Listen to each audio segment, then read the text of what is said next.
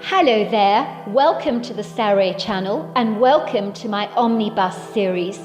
I've got so many of these omnibuses that are going to come out so that you'll be able to listen to an hour's worth of stories, which I know you're going to love. You know, the thing is that telling stories is such a fine art, and it's something that was practiced hundreds of years ago when people didn't have the technology that we have today. And everyone would gather around the fire and listen to a wonderful story. And also, what is so wonderful about a story is that personally, I think it is the best way to go to sleep. Every night when I go to bed, I always listen to stories. And that's something that parents used to do with their children. It's something that they still do with their children. There's nothing better than a good story. And so I hope you're going to enjoy this series. And before we start, I just want to say, do subscribe to my channel because you don't want to miss out on anything. Because I'm in for the long haul and I want to make sure that you get the most stunning stories to go to bed with at night or to listen to when you want to be one of those people sitting beside the fire and listening.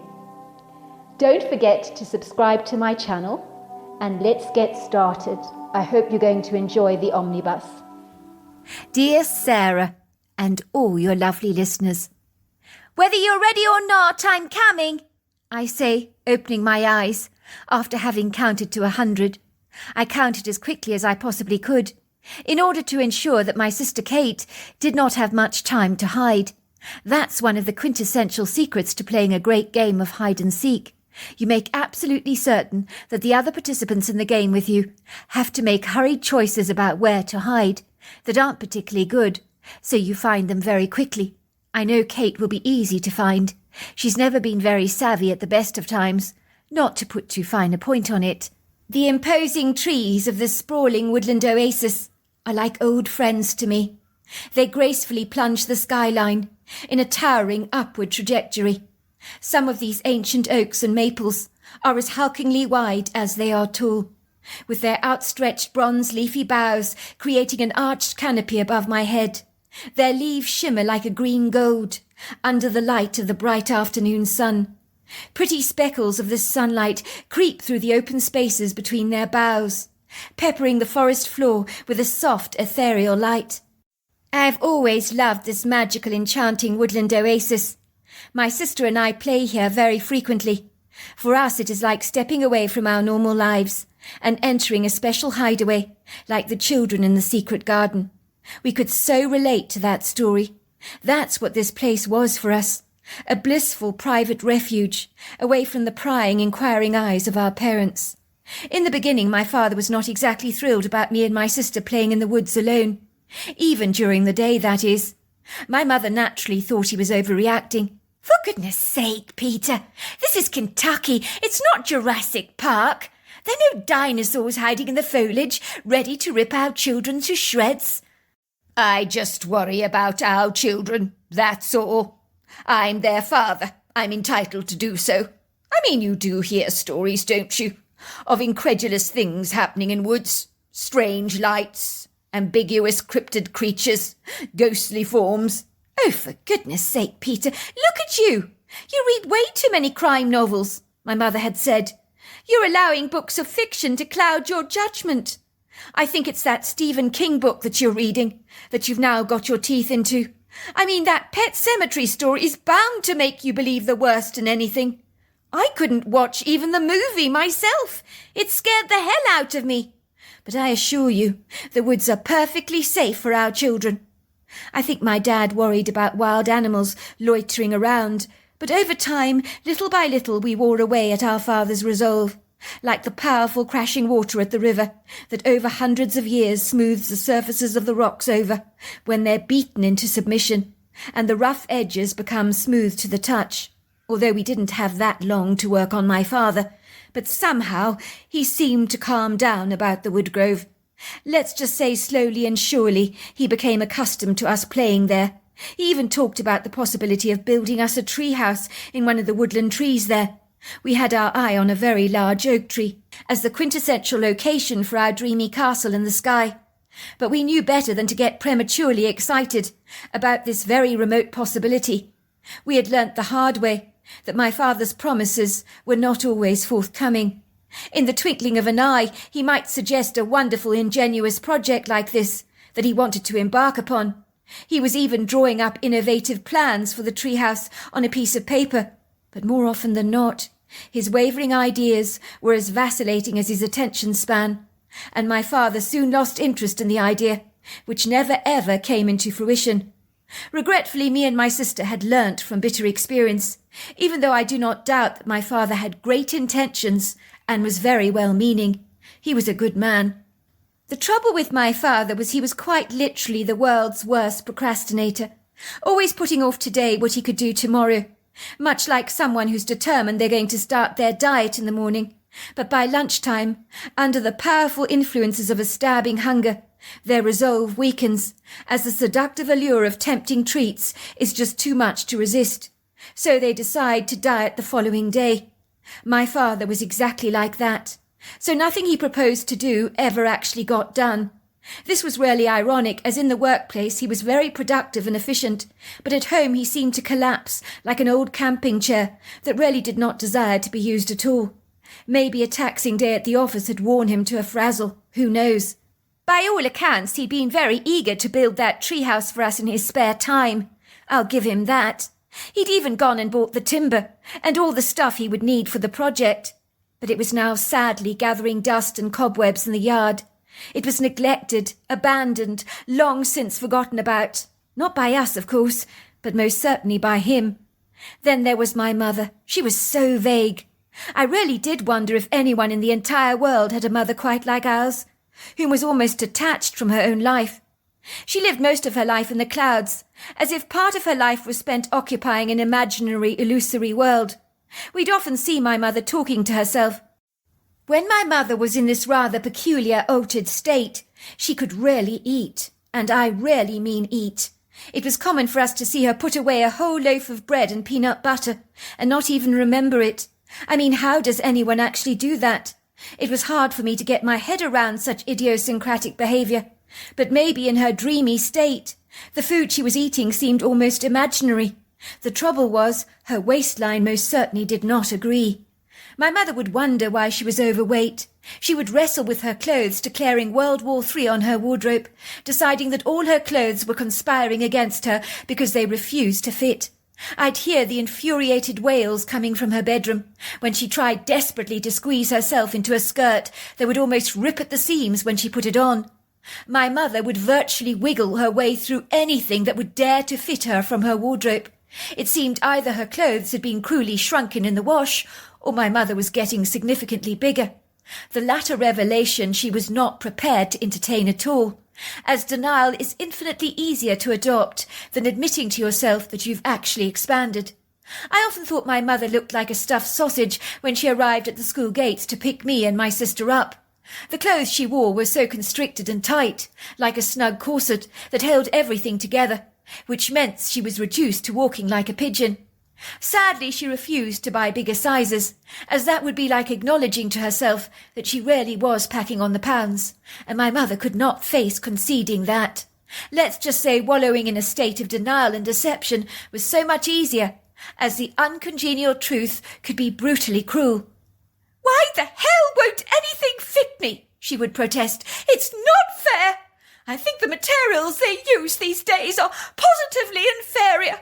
Do you know, in the old days they had quality materials, not like they have now. They seem to have shrunk in the wash.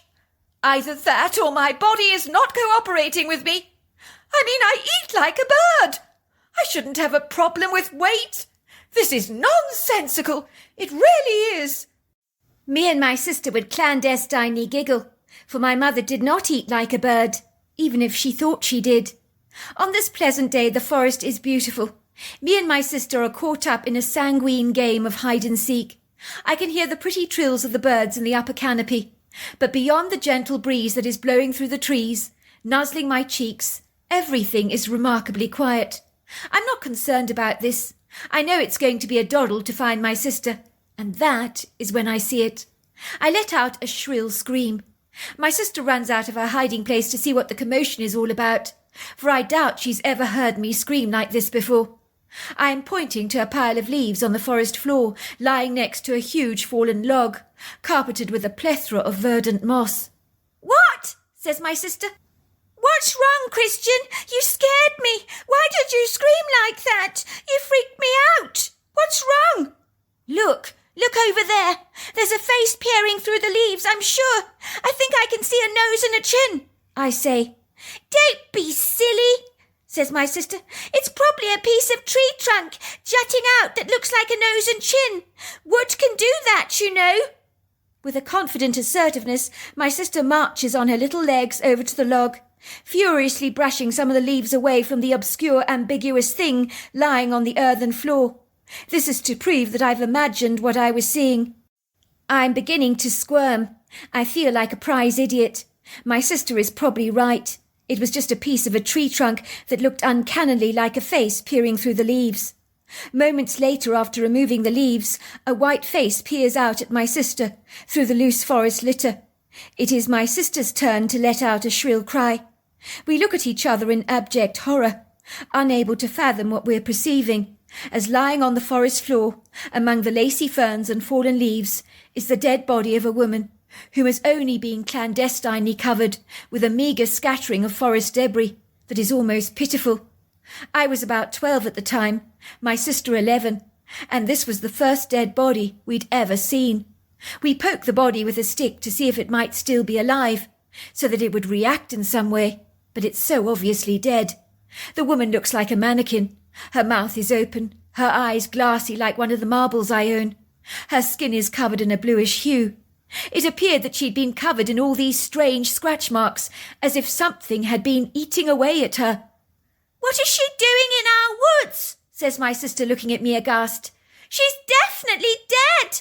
Her body is all scratched up." I look at my sister bemused, my face growing white, my fingers trembling. "We better go and tell Mummy," I say. Me and my sister race through the forest as fast as we possibly can. We're breathing furiously, panting like thirsty dogs. We burst through the kitchen door of our farmhouse.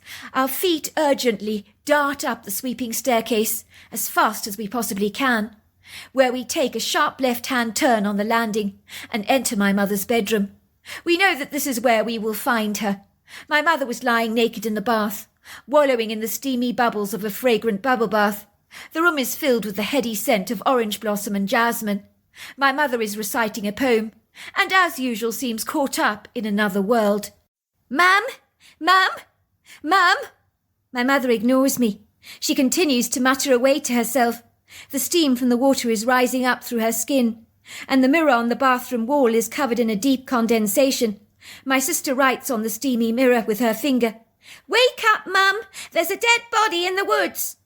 "Mum," I say, raising my voice again. "Please listen, Mummy. I've got something very important to tell you."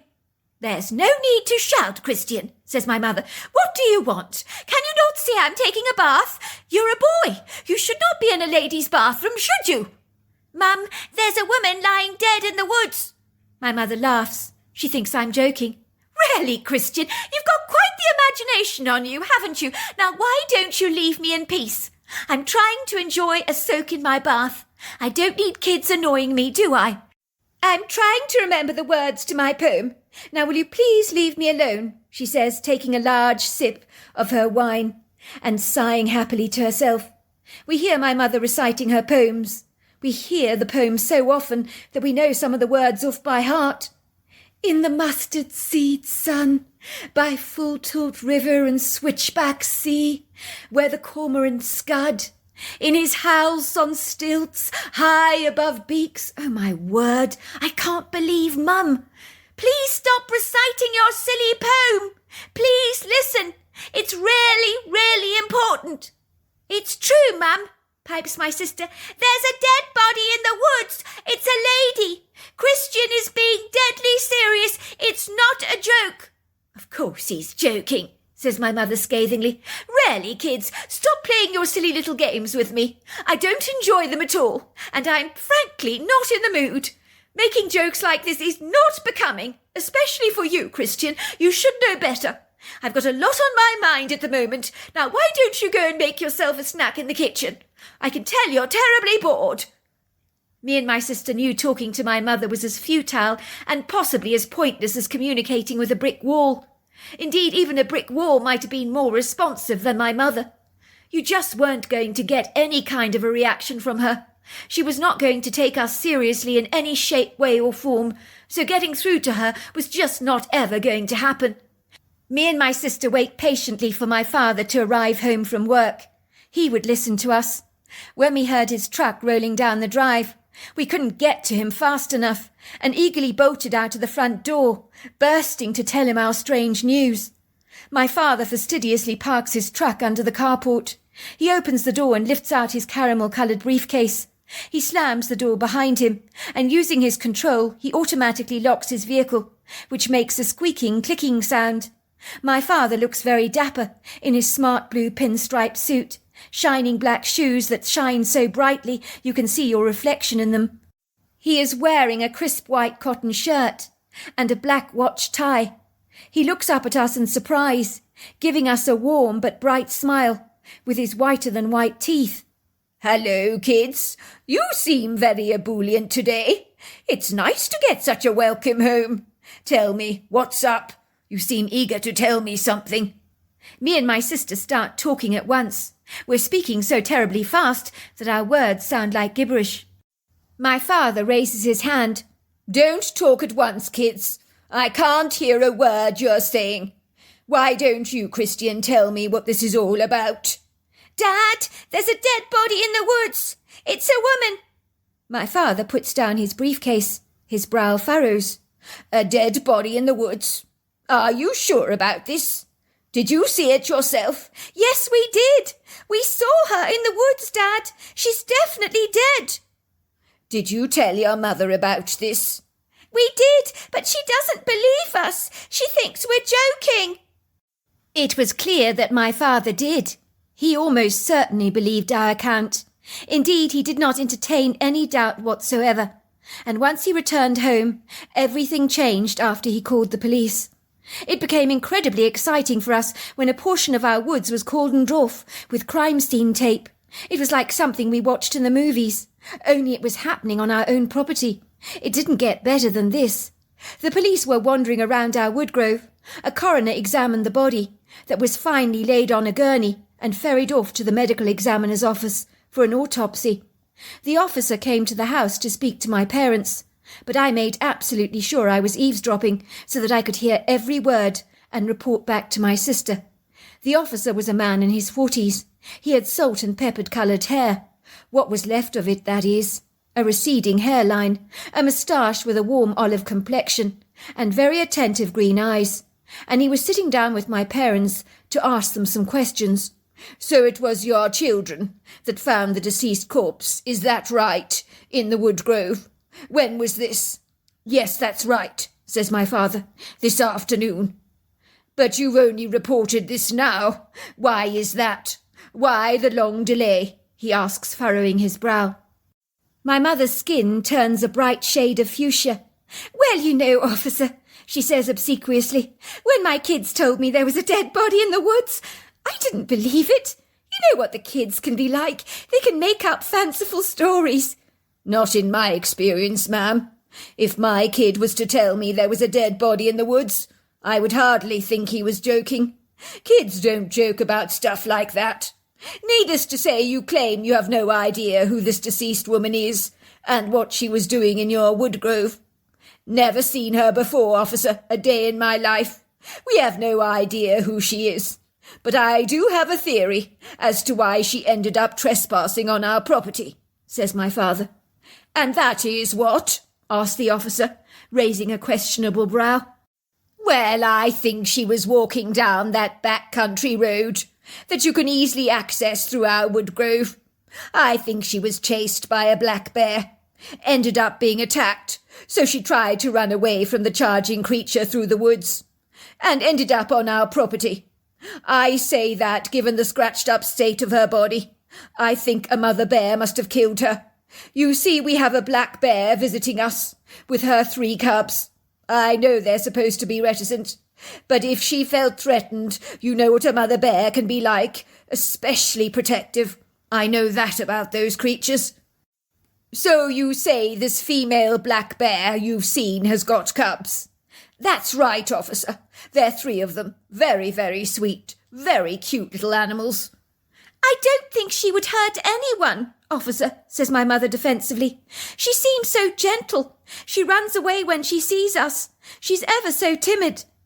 Even though she's huge, I can't see her charging someone. Your husband is right, ma'am. A mother bear with her cubs can be very defensive. If she was threatened, she could easily have attacked this woman. Oh dear, do you really think it was a bear attack? We don't know at this stage, ma'am, of the investigation. There are lots of questions we have at the moment. Until, of course, the autopsy is done. Then things will be made clearer for us. We will have more definitive answers then. Me and my sister were very upset about this revelation, that the woman had been attacked by a wild animal, as we were clandestinely nursing a secret of our own that we hadn't told anyone about. We had a friend who lived in the woods, whom we met a few times and really liked. Me and my sister called her the Wild Lady. She was so incredibly big, and was covered with lots of long flowing grey hair. Never for a fleeting second did we consider her not to be human. She was different to the people we knew, but we still regarded her as human. We met the wild woman one day when me and my sister were playing hide-and-seek in the woods. It had been my turn to look for my sister. I had opened my eyes to find myself staring at this very huge human being covered in grey hair. I thought she was quite beautiful. It was her eyes that really beguiled me. It's hard to explain those eyes to you, but they were the kindest eyes I've ever beheld.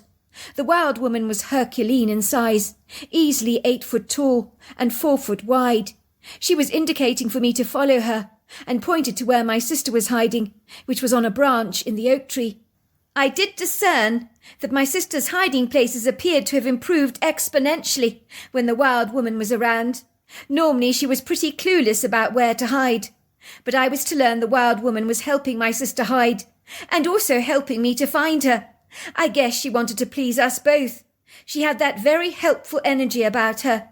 I knew she was evasive, naturally reticent, so I'm not sure why she showed herself to us. I think it must have been due to her matriarch energy, and we were young at the time, and she was very protective. We'd often see her in the woodgrove, and when she came along she'd turn our games up a notch to make them all the more fun. The wild woman spoke to us in a strange, rather curious language, but we always seemed to understand what she was actually saying, almost as if the meaning of her words were being downloaded in our brain. She told us she'd always protect the woodgrove from intruders to keep us safe. Had she seen the mysterious woman loitering around our woods, given her chase? Had she scratched this woman up? Maybe accidentally killed her? She was so strong. The idea wasn't implausible. You don't think the wild woman attacked the lady that came into the woods just because she was guarding us? I asked my sister.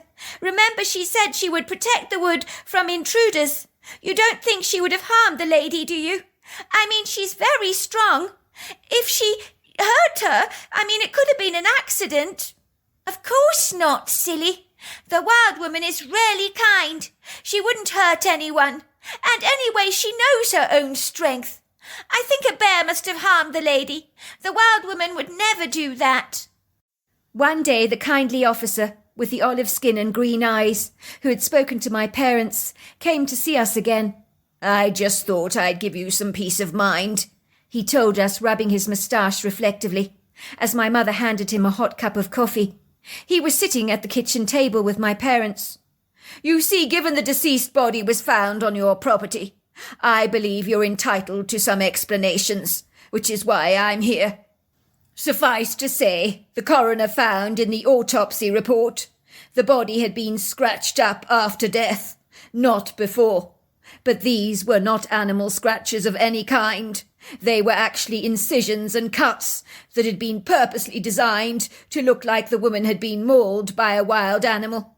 It was very duplicitous, very cunning, but in reality the scratches were deceptively made with a knife, and they were inflicted after the body was deceased, not beforehand. So you mean the woman was murdered? That's right. That's exactly what I mean. She was murdered. Well, how's that supposed to give us any peace, officer? Says my mother, looking appalled. Someone murdered that woman on our property. That's a very unsettling thought. The children play out in that wood grove. Should I be worrying about that? What if the murderer comes back to our property? The body was not murdered here on your property, ma'am. I hasten to say it was dumped. The deceased was killed somewhere else. That we can be sure of. I thought, ma'am, you would be very glad to know that the mother bear you seem rather attached to, that has been hanging around your property with her 3 beautiful cubs, is not responsible for this woman's death. Someone else is, and we do have a likely suspect. Who is the suspect, officer? Asks my father. How did this poor woman die? I think given her body was found on our property, we have the right to know the details, so we can make sense of all of this. It might be against police protocol, I know, to tell us the details, but I'm sure you can bend the rules ever so slightly, given the circumstances of the murder. It's a given we shall not tell anyone what you tell us in the greatest of confidence. The woman's name is Tanya Bridges. She's 25 years old. On the night in question, we believe she lost her life. She was having a huge altercation with her brother. The neighbours claim they could hear them screaming at each other. The brother was begging her for some money. She was saying the only money she was prepared to give her brother was to pay for a treatment centre for him to get rehabilitated. I gather he was irate. You see, he was addicted to smoking crack cocaine. I gather she was telling her brother that he used to be a good man, but that good man had died. He'd become a monster, that the crack cocaine had stolen his soul, and she wanted her beloved brother back. He was heard shrieking contemptuously at her, throwing things around, calling his sister a bitch, saying he was going to kill her if she didn't give him the money. After that fight, Tonya was never seen again. I've been in the force for a long time. I'm only too aware that some violent crimes can be caused by people who are desperate to satisfy an addiction, and they'll stop at nothing to attain their goal.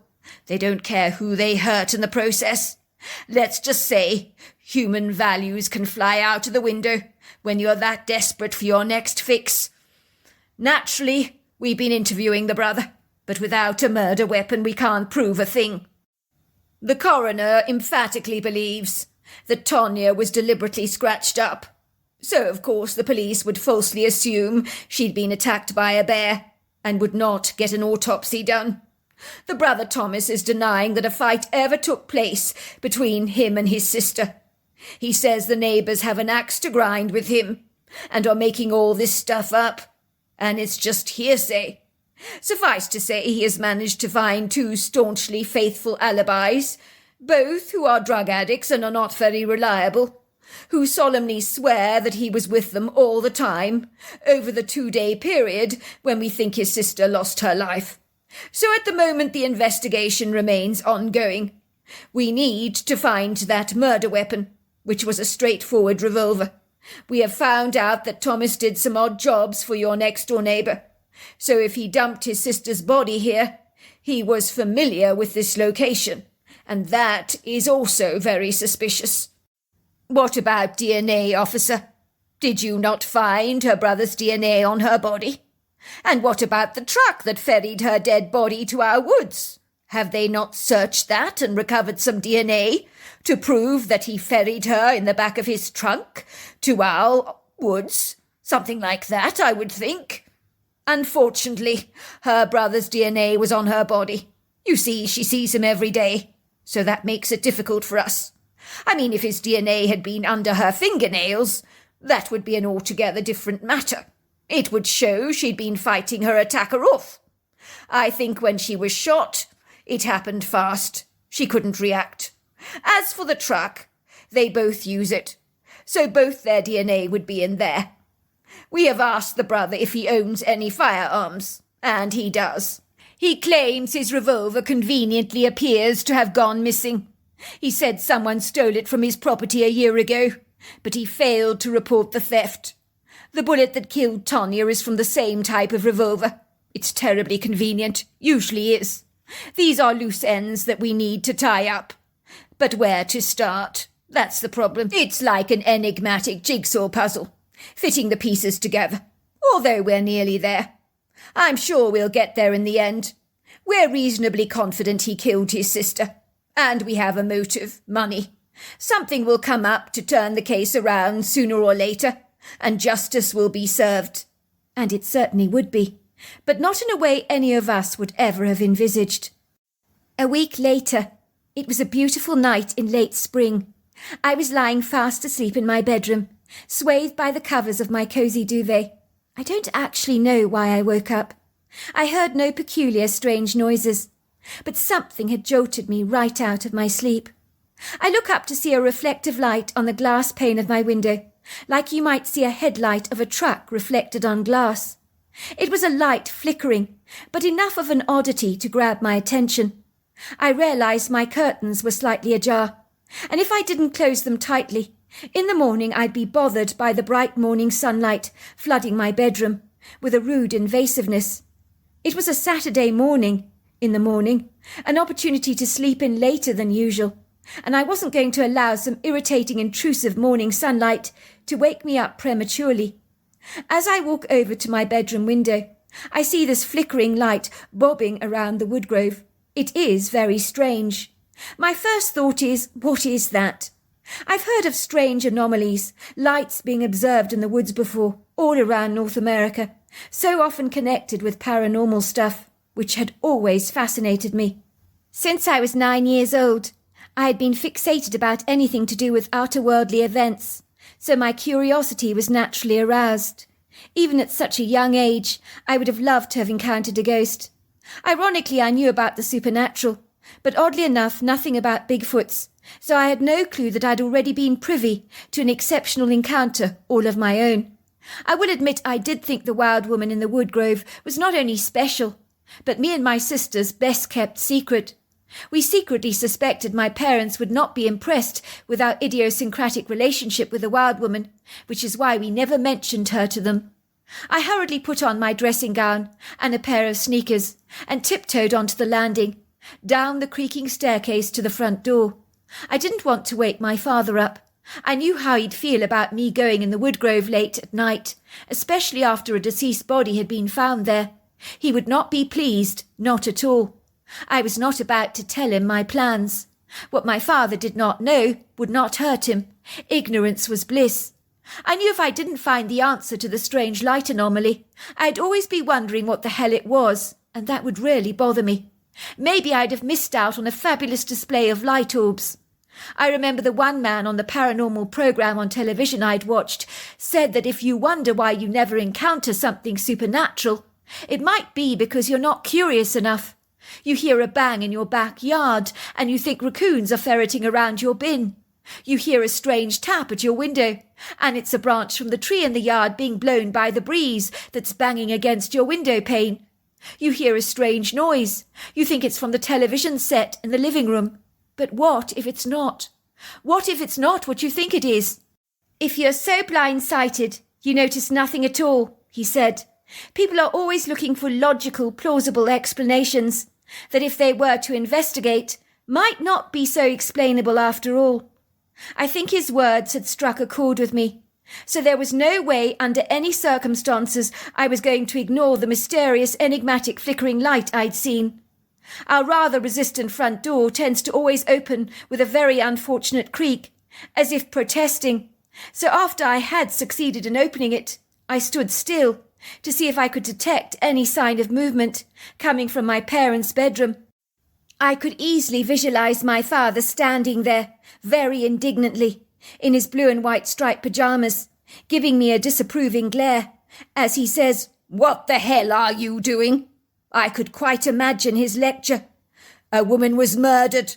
Her body was found lying dead in the woodgrove, and you're going out there in the middle of the night to investigate a strange light you think you saw. What planet are you living on, son? Have you lost complete leave of your senses? Now go back to bed before I become incredibly angry with you." I breathed out a huge sigh of relief. The house remained steeped in a soundless silence, apart from the regular ticks of the old grandfather clock in the hall. I closed the door very discreetly behind me. It has a self-locking mechanism, so I put the key under our outside plant pot of trailing pink geraniums and hurriedly moved towards the congregation of sprawling trees that I knew so well. It was tenebrous outside, but I was not remotely intimidated. The moonlight was miserly and parsimonious, as its light offerings that night were stingy and sparse, while even the stars were not as bright as usual. But I had a torch in my hand, so I could see my way ahead rather plainly. I knew exactly where I was going. I fancied myself as a courageous, noble, gallant warrior that was not afraid of anything.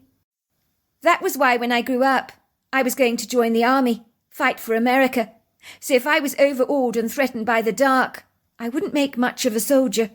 Suffice to say, I knew all those American soldiers in Vietnam would have faced many bodeful, inauspicious nights in the middle of a lonely, barren wilderness, fighting against the Taliban. If they were that courageous, then an aspiring wannabe soldier like myself needed to exercise bravery by their example, and being afraid of the dark just wouldn't wash. The woodgrove was so different at night. The high-rise ascending trees were indistinguishable, as a blanket of darkness obscured their prodigiously lanky forms, so that they appeared nebulously shadowy and indeterminate. I moved cautiously through these towering trees, my feet crunching the ground beneath me. I noticed the trills of the crickets and frogs had been vanquished, as if they'd been disturbed by something that has inauspiciously interrupted their joyful chorus. Then I hear the sound of someone coughing, and I observe a flickering light that I realize is coming from a torch. Someone is mooching around our woodgrove on our private property. But who is it? That is when I see him. There's a man standing in our woodgrove. He's emaciated, very thin, his clothes hanging loosely over his body, that suggests that he's lost a lot of weight. He appears to be manoeuvring a long dark pole over the ground that is making a dull bleeping sound, and removing a lot of loose leaves with his heavy combat boots. I notice his demeanour is very flustered. I quickly switch off my torchlight and surreptitiously watch the man, hiding myself behind a tree. What the hell is he doing? He appears to be searching for something. I think he might be using a metal detector. He doesn't look well. There are black circles around his eyes, suggesting he's suffering from insomnia. I can see this clearly, as the torchlight he is carrying illuminates his face and his body. "Where the hell did I bloody put it?" he says. "I'm sure it was around here. I remember it was around here." He's mumbling to himself. I'm standing behind the tree watching him, not making any sense of his irrational behaviour, as his feet kick up the ground in frustration, and loose leaves go flying around like golden confetti. Then it happens, and I cannot help myself, as I lose all control and let out a huge sneeze. The man is panicky. He flashes his torchlight around. "Who is that? Who is that? Come out now! I know you're there!" And then his flashlight lands on me. "Who are you?" he says to me indignantly. "Who the hell are you? What are you doing spying on me like this?" "I'm not spying on you. I'm from the farmhouse over there. I saw your light in the forest. I thought it was a light orb or something. What are you doing in our woodgrove? What are you looking for? Is that a metal detector?" "It's none of your bloody business. You ask way too many questions. You're a meddling little busybody, aren't you? You thought you'd snoop on me, didn't you? I don't have time for people who poke their nose into my personal affairs, especially annoying little boys like you." The man is indignant. He grabs me by the collar, begins to shake me violently, looking at me through bleary eyes.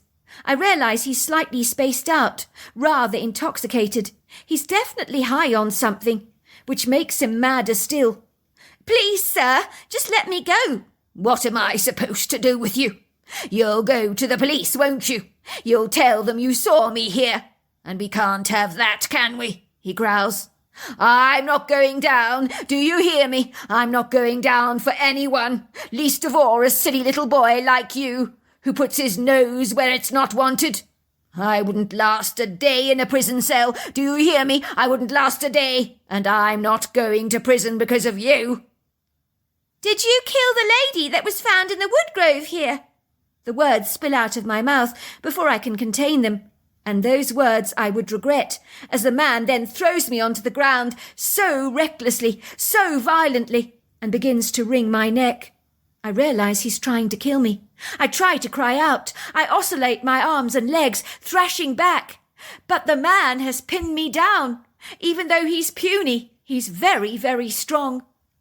Please, sir, I won't tell anyone I saw you here. Let me go. I promise you I won't tell anyone. Liar, like I believe that for a single moment, the man growls, his grasp around my neck getting tighter and tighter. I can sense he's reluctant to do what he's doing, but I think he believes he's got no choice. He vehemently thinks I'm going to snitch on him to the police, give them a description of him, and he can't have that. I'm too much of a liability, a loose cannon that needs to be taken out before I become an inconvenient thorn in his side. I find I cannot breathe. I feel like I'm being suffocated, and then suddenly his hold loosens from me, drops away. For a second, I think he's decided to let me go. But I was wrong. The man has been pulled off me like a barnacle being torn off a rock by the wild woman. She'd come to my rescue. I've never seen her so irate before.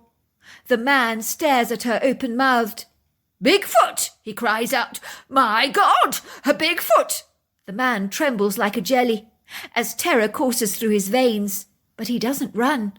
I think he wants to run, but he's so afraid of the wild woman that he's unable to move a muscle. If his eyes grow any wider, they'll actually pop out of his head. The wild woman picks him up by the back of his shirt until his eyes are level with hers. She's glaring at him, growling furiously. "Please," he's begging, "please don't hurt me." The hairy woman does not seem to hear his desperate words. If she does, she's willfully ignoring them. She tosses him up in the air so high that he's at a level with the top of the oak tree. Even I'm amazed that a human being can be thrown that high. He is screaming. Then he comes crashing down violently from this great height to the ground with a thunderous crash. There is a silence. I rush over to the man. He's not moving. He's dead. This is the second dead body I've seen in such a short space of time. The wild lady rushes over to me, pats my back. She examines the pink marks around my neck. Luckily, they're not too bad. "He tried to kill you," she says to me in my head, "but he's gone now. He can't hurt you any more." I cling on to the hairy lady's chest and sob.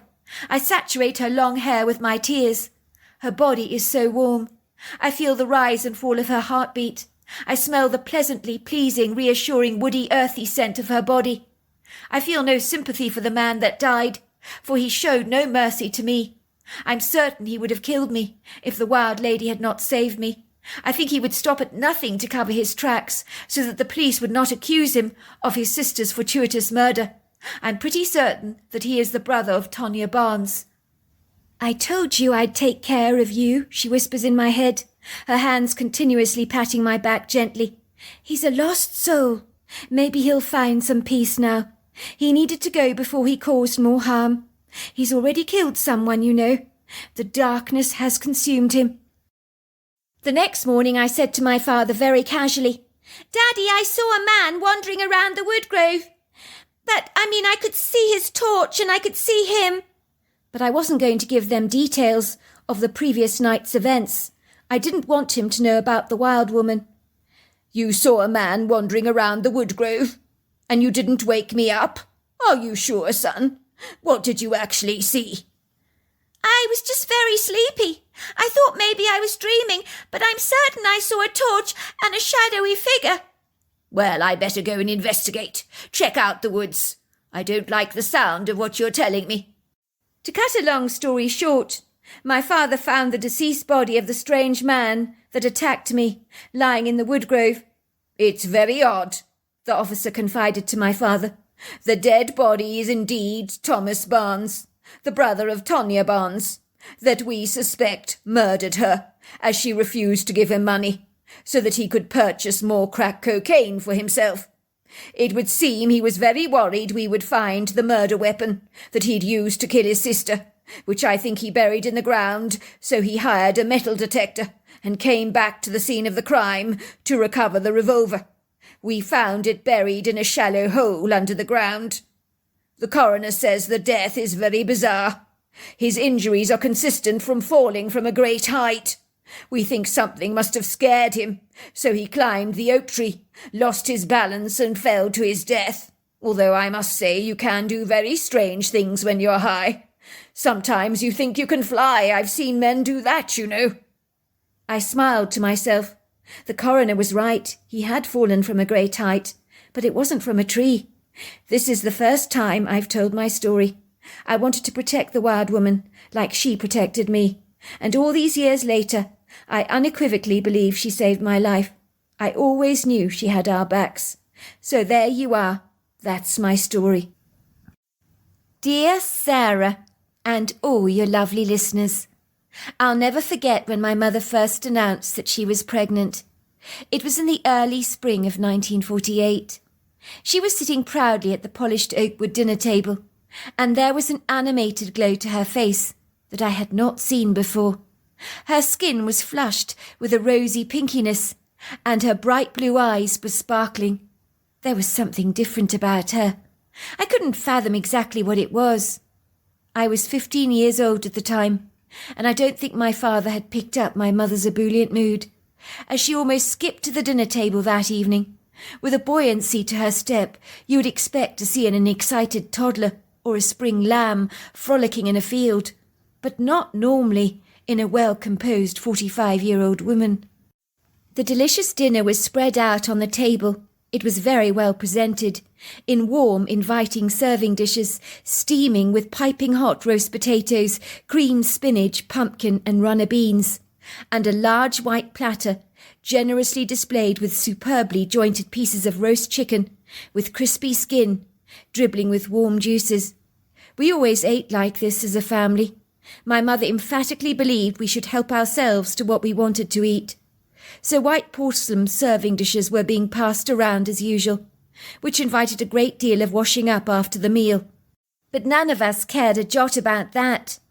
Me and my father naturally always helped my mother wash up the dirty dishes after the meal was completed, and meaty leftovers were dutifully reserved for two very presumptuous spoilt cats that were acclimatized to only the good things that life had to offer, and were devoted to my mother, seeing her as some kind of demigod. My mother liked to do things in the proper traditional way, the way her mother had done things, and her grandmother before her.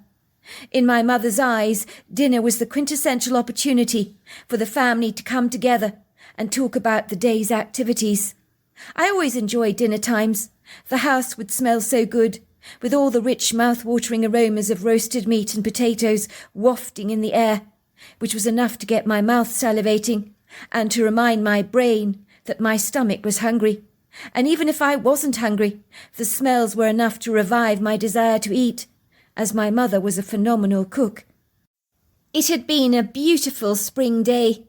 The cooler evening was also magnificent, as the soft moonlight floated graciously through the dark velvety canopy, while the twinkling stars looked like little rhinestone diamonds in a couture evening gown. My mother hadn't even drawn the curtains in the dining room this evening, as the night sky was so spectacular. I think she wanted to invite the panoramic, sparkling but welcoming night into our dining room to join us for the meal. It had been a pleasantly cool evening, although the day had been warm. Spring was fighting through the winter, trying to conquer the cold days and to harness her warmer grip on the countryside.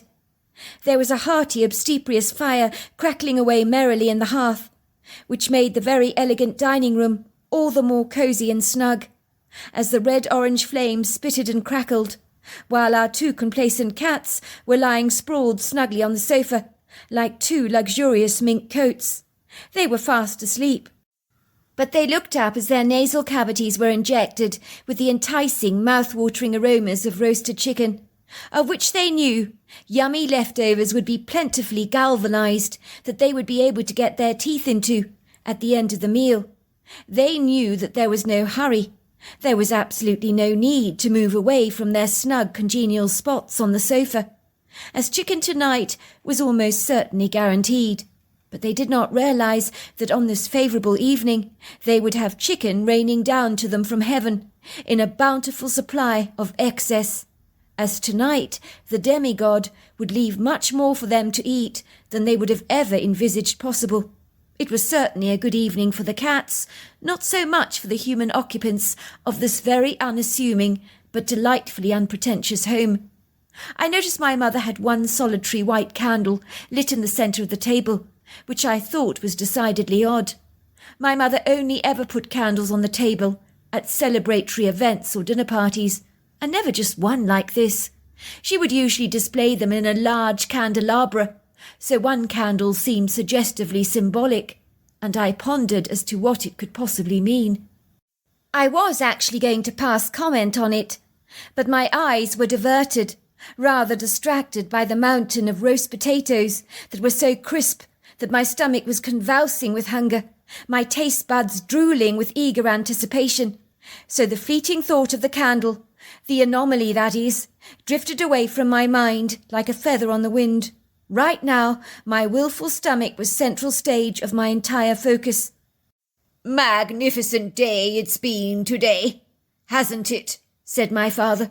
"I mean, after the cold, vicious winter we've had. It's so fabulous to finally get some sunshine for a change. Things are certainly looking up weather-wise, are they not? Won't you pass the roast potatoes to me, Samantha? No one makes them better than your mother. It's the goose fat she uses, you know," he says, giving me a wink. I pass him the platter of potatoes and watch curiously as my father piles them high on his plate. 7 roast potatoes, I count, which he anointed generously with a thick layer of deliciously smooth gravy that encapsulated all the juices of the chicken. My father always piled his plate up high with food, so it looked like a mountain, but it never showed in a faithfully loyal waistline that stubbornly refused to budge over the years, and had resolutely remained the same size that he'd been when he was only 18 years old. He could still fit into his old school uniform, although the jacket sleeves were now too short, and he looked rather odd when he put them on. I remember once when he dressed up in his old school uniform, he looked ridiculously silly, with his long arms and legs sticking out of the end.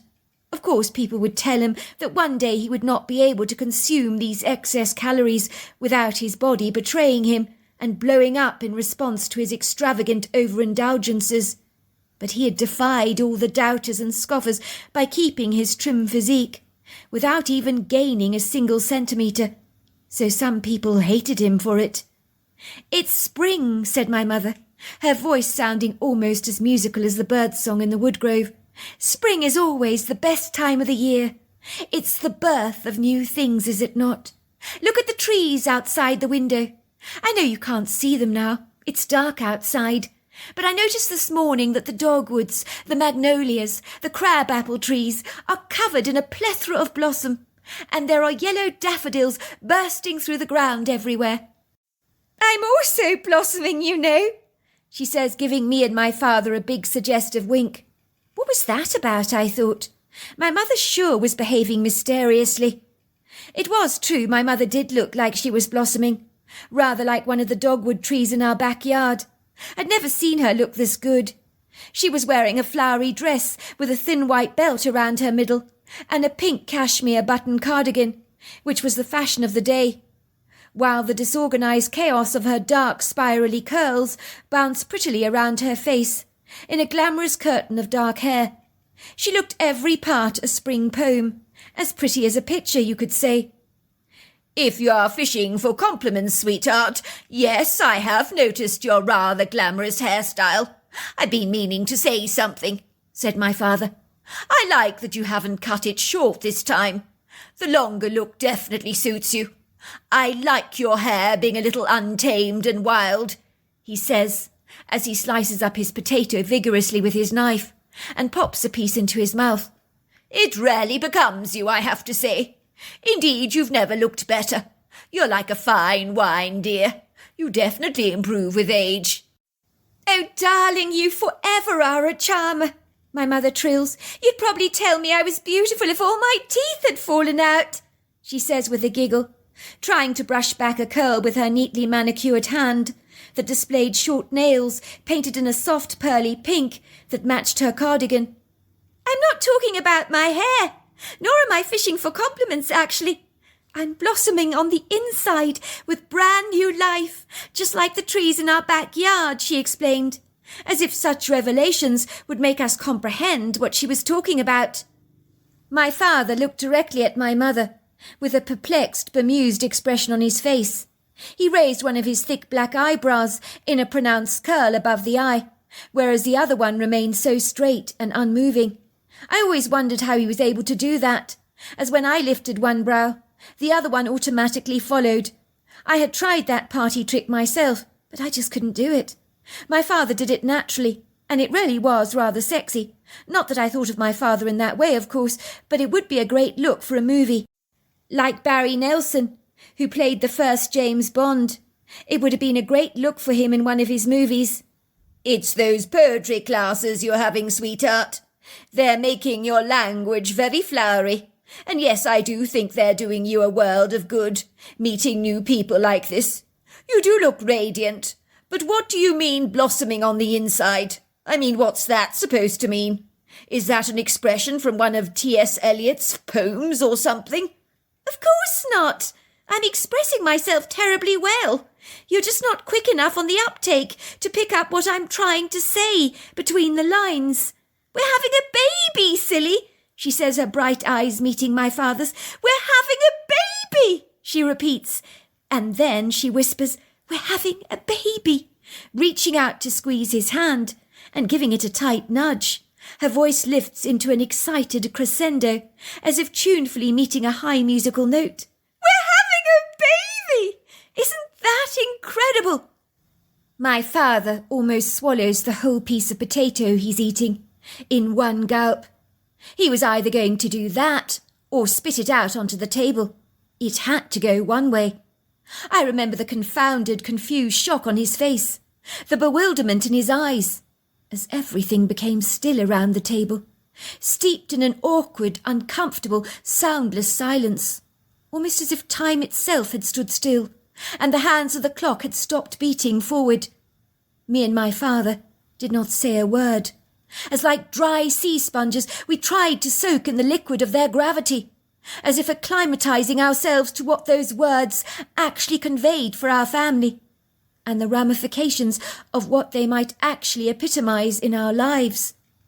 I even gulped my food in one swallow, almost choking on it, as my mother's unheralded words hit me violently hard, like a bucket of ice-cold water being splashed over my face. The serendipitous news was certainly unexpected, so abrupt, like a bird dropping randomly splashing out of the sky on your windscreen in a perfect bullseye when you're in the middle of a highway, and you're secretly wondering how the heck the bird targeted your window so precisely while missing everybody else's. Ever since I was a little girl, I had begged my mother for a little brother or sister. I'd always envied the friends of mine that had siblings, complaining bitterly that I was all on my own. Let's just say I was not that awfully good at entertaining myself when I was little, as I lacked the imagination of some of my peers. I'd even pray to God every night, night after night, to send me a baby brother or sister.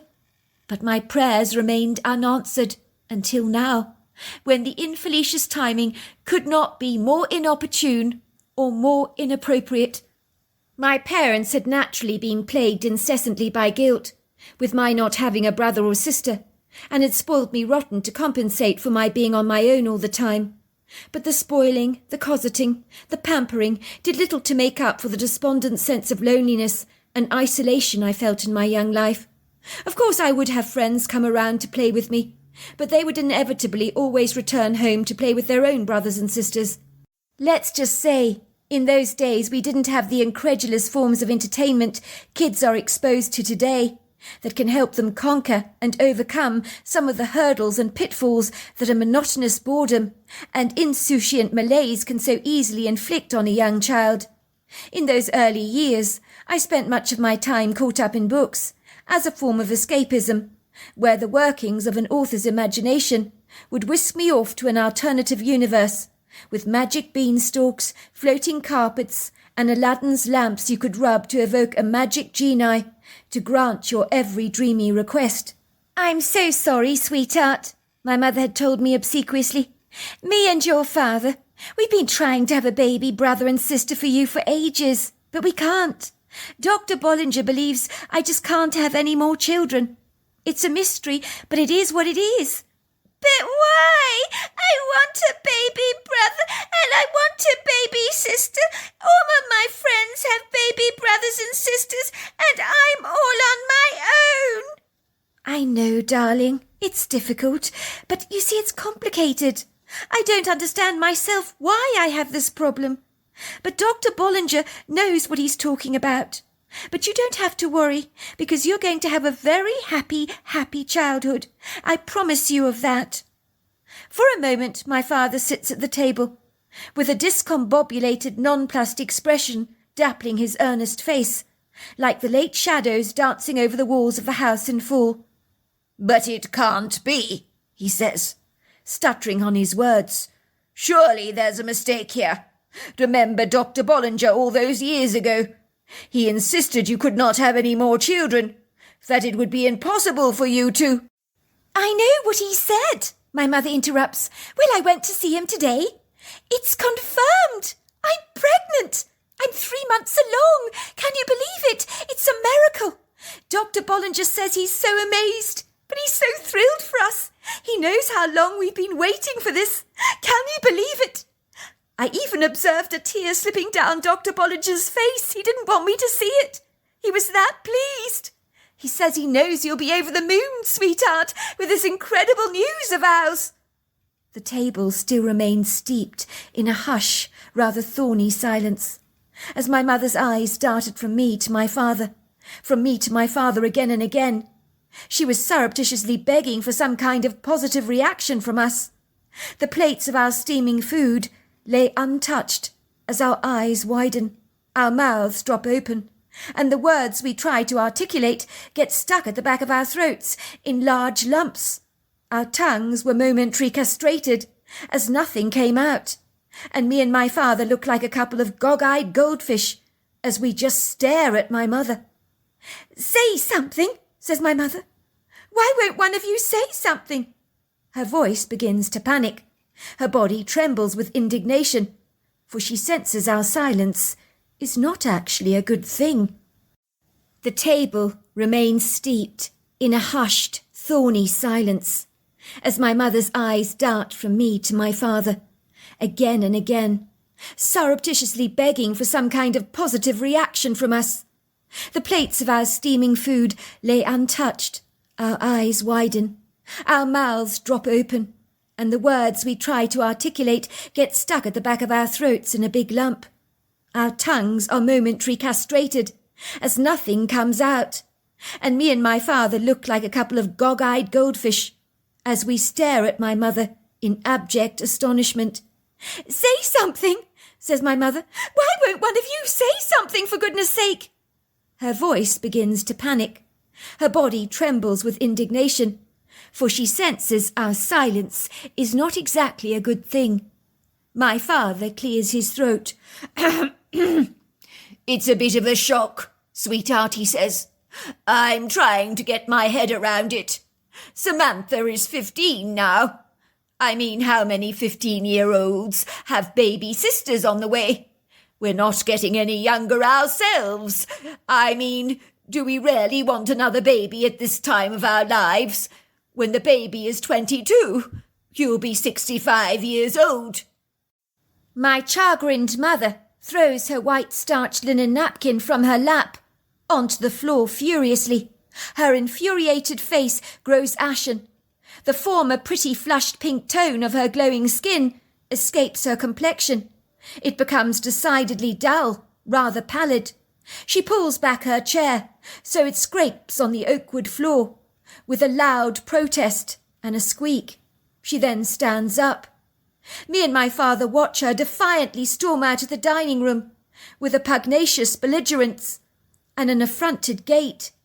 her steaming eyes brimming with hot tears that trailed down her cheeks like long raindrops on a pane of glass. She turns around to look at us through bleary eyes. "Thanks a bloody lot! I never thought she'd be like this. I thought she'd be happy for us, for our family. We've waited for this for so long. You have the audacity, the nerve to react like this. I can't bloody believe it. You disgust me." We could hear her storming through the entrance hall, the front door of our farmhouse being flung open and slammed noisily behind her, in what I can only describe as a heaped gesture of brazen defiance. She ambles over to my father's emerald green Cadillac, Series 62. We hear the sound of an engine being started up, and the car spiritedly juddering down the long stony driveway that leads out through a cattle gate onto some rather lonely Kentucky back roads. Then she was gone, and all that was left behind her was a stiff, unyielding silence, and the angry air that had been rudely tampered and contaminated by my mother's dramatic exit from our home. My father and I remain behind, still seated at the dinner table, awkwardly staring at each other. It's almost as if we're stuck to our chairs by superglue. We do not move. We do not say a word, lest we should offend the silence. Our food no longer appears inviting. My father pushes his plate away. 6 of his crispy potatoes remain completely untouched. I don't think I've ever seen my father reject his food like this a day in his life before. But his hunger has abandoned him, as has mine. When only moments before my stomach was groaning for those potatoes, now they look as unappealing as plastic fruit. It is incredulous. "Well, I never," he says, wiping his mouth with his napkin, tossing the crumpled-up napkin onto his side plate. He looks up at me through rather dazed hazel eyes. "Well, that went down like a lead balloon, didn't it?" he said. "I rarely put my foot in it. I've certainly upset your mother. I hate upsetting your mother. You know what she's like." "You could have handled it better, Daddy.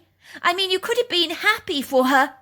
"Sweetheart, it was like a bolt out of the blue. Your mother springs the surprise on me. I mean, what does she bloody expect? I haven't thought about us having another baby since you were 3. Dr. Bollinger told us it was not going to happen. I got my head around it, accepted it, moved on with my life. So when your mother randomly announces she's pregnant like this, I mean, she expects me to jump up and down like a jack-in-the-box, or an ebullient, overexcited puppy dog. I mean, stuff like this takes time to assimilate. Rome wasn't built in a day, was it? And my emotions aren't like bricks." "I think she thought you'd be happy, Daddy. She possibly feels disappointed in the way you reacted. Maybe she thinks you don't want the baby. It's clear she wants the baby. She's looked particularly radiant recently. Did you notice, Daddy? She lit one candle over the dinner table. I thought it was odd. It was possibly for the baby, I think." "I can't believe I didn't notice that, but yes, you're right. She was glowing when she sat down. In truth, I thought she was enjoying that poetry group she's recently joined, and she was enjoying becoming a little bit more creative. She needed that outlet, did she not? I thought meeting all these new people, expressing herself, had given her a new zest for life. But this, no, this I did not expect." My father sighs grievously. He brushes his dark hair away from his face. This is a habit my father adopts when he has anxiety or stress. He pauses for a brief moment. "In truth, sweetheart, the last thing I want in my life right now is a baby. But for God's sake, don't tell your mother that," he says, looking at me obsequiously. "I really don't want to upset her. Let's just say I've been there, done that. I've got the T-shirt and the baseball hat to show for it. I feel me and your mother have moved on from raising children to another chapter in our lives. Now it's like we've got to go back to the very beginning of the Monopoly board, start all over again. And I'm not sure I'm up to playing that game again. I'm not that tenacious. Believe me, having you was the best thing that has ever happened in our lives, without a doubt. But my memories of sleepless nights, feeding you, waking up to hear your cries in the middle of the night, having to calm down your incessant crying that wouldn't stop, Dealing with your filthy, dirty nappies? Well, they've not failed my memory. It certainly wasn't easy back then. I'm not sure I could go through that all again. In truth, I'm not sure where to go from here at all. Should I go after her? Your mother, I mean. Try and appease her. Pretend I'm thrilled with her news. I've got to pretend I'm happy, haven't I? Even if I'm not. It's the chivalrous, rather noble thing that I need to do, is it not? How can you, Dad, go after her, I mean?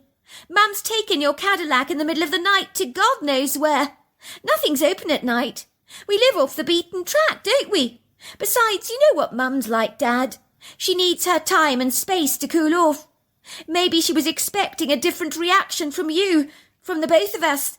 She was probably hoping we were going to be hugging her, jumping up and down like you say, congratulating her. But we both failed her in that regard.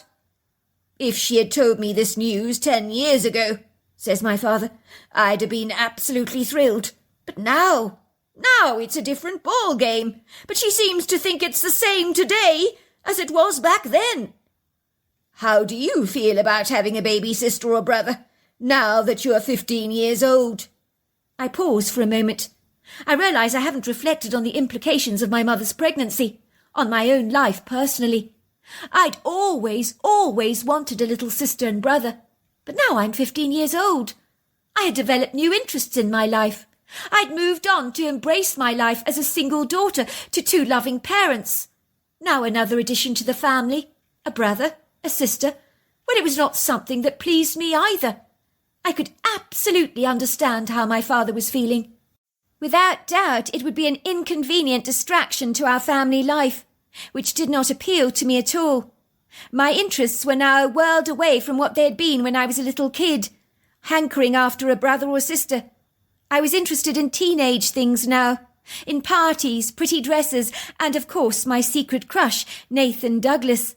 Let's just say the 18-year-old boy was oblivious to the clandestine infatuation I nursed towards him. The poor man, well, he had no idea I was fixated on him. He was so handsome, with this long blonde hair that flowed over his forehead, and lapis lazuli blue eyes that would make my heart melt like butter on a bagel. Alas, he never gave the girls in my year even a fleeting glance. He liked girls his age or older. As far as he was concerned, the girls in my year at school were all big babies, with a lot of growing up to do. Still, I could live in the vain hope that one day he might just notice me. I had decided to start dressing up more grown up to get his attention.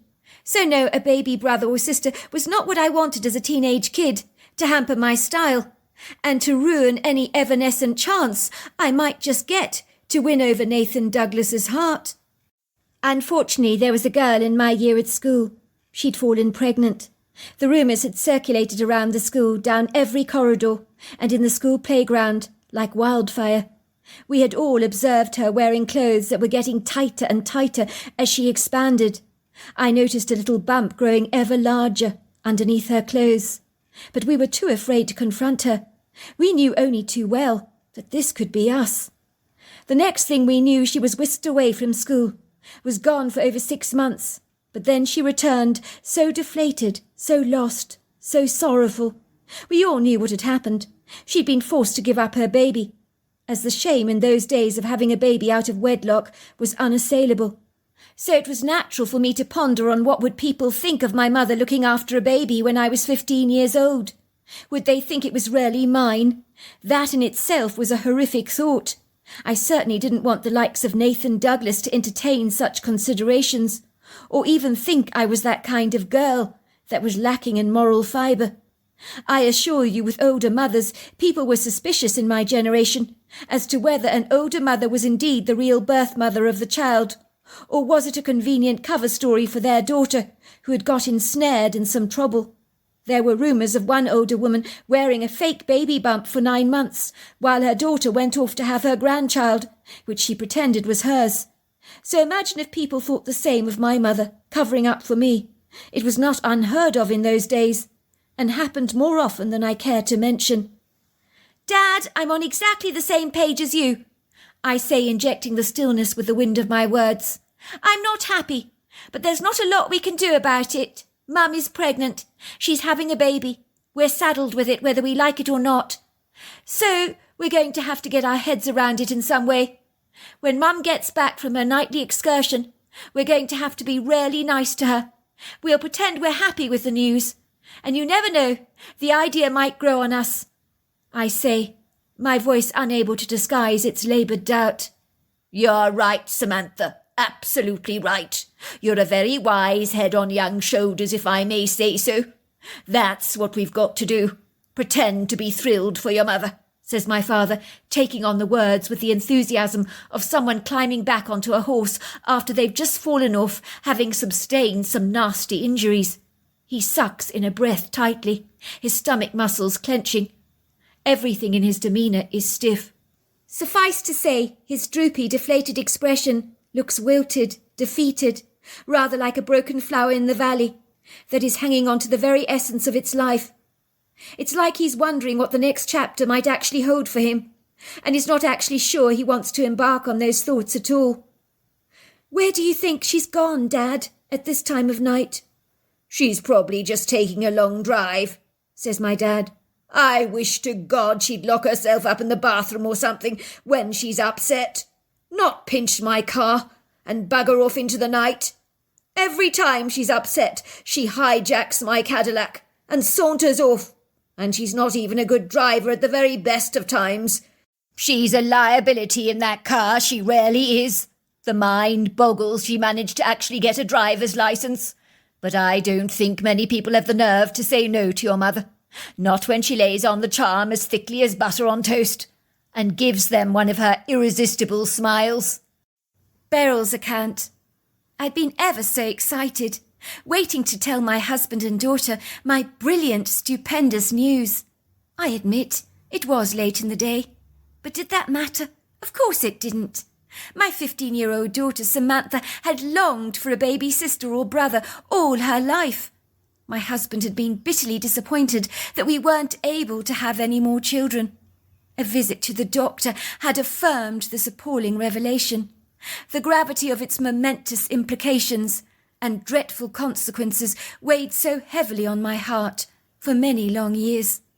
I'll never forget the bitter disappointment in my husband's eyes as he gave me a thin, watery smile that did so little to conceal the melancholia that had audaciously seeped through his pores. It was so tangible, even the doctor felt it, while I felt a rising level of guilt, compounded by the limp, bedraggled confetti of my own personal failings as a woman.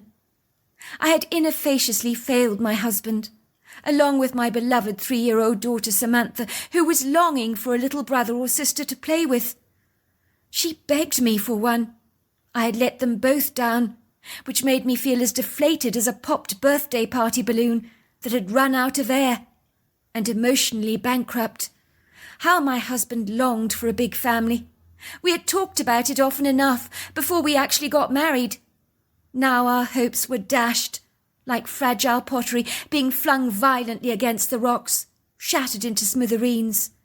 No amount of providential dreaming was going to change the trajectory of our infelicious bleak situation that stared back at us brazenly, like a blank piece of paper that invited no hope of little feet or hands to be imprinted on its pages in a bright blue paint to mark the arrival of another little one in our lives. No, that just wasn't going to happen. The hopelessness of our plight was profound. The doctor looked exceedingly uncomfortable. I almost felt sorry for him. It couldn't be easy dealing with the defeated, vanquished souls whose hopes clung on to your every word. He had cleared his throat and said, "It's not all bad news, Mr. Greenberg. There are ways you can have other children. I know there are many unmarried mothers out there who are taken to secret locations to have their children that are given up over to adoption. You know the stigma of having a baby out of wedlock these days. There are many of these children longing for new homes that would gladly welcome being adopted. I can put you in touch with such places, help you navigate your way around the adoption process." My husband stiffened, his back straightened, his eyes almost glared at the doctor, as if his words had created great offence. I remember he almost growled his disdain. "I don't want to adopt anybody else's children, Dr. Bollinger. I want my own children, nobody else's." "Are you sure you're right about my wife? Could you not just be mistaken?"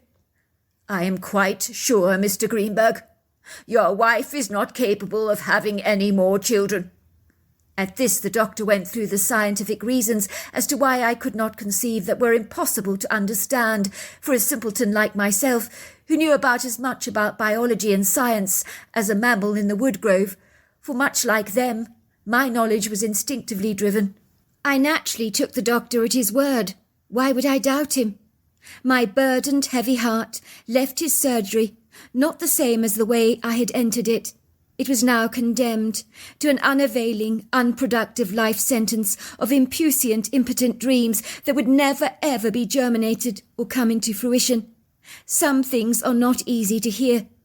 You might think the sound of a demolition site bringing down a building into a crumbling explosive heap is a sound that is tough on the ears, but nothing was worse than the ear-splitting screams in my heart that were so loud they were deafening.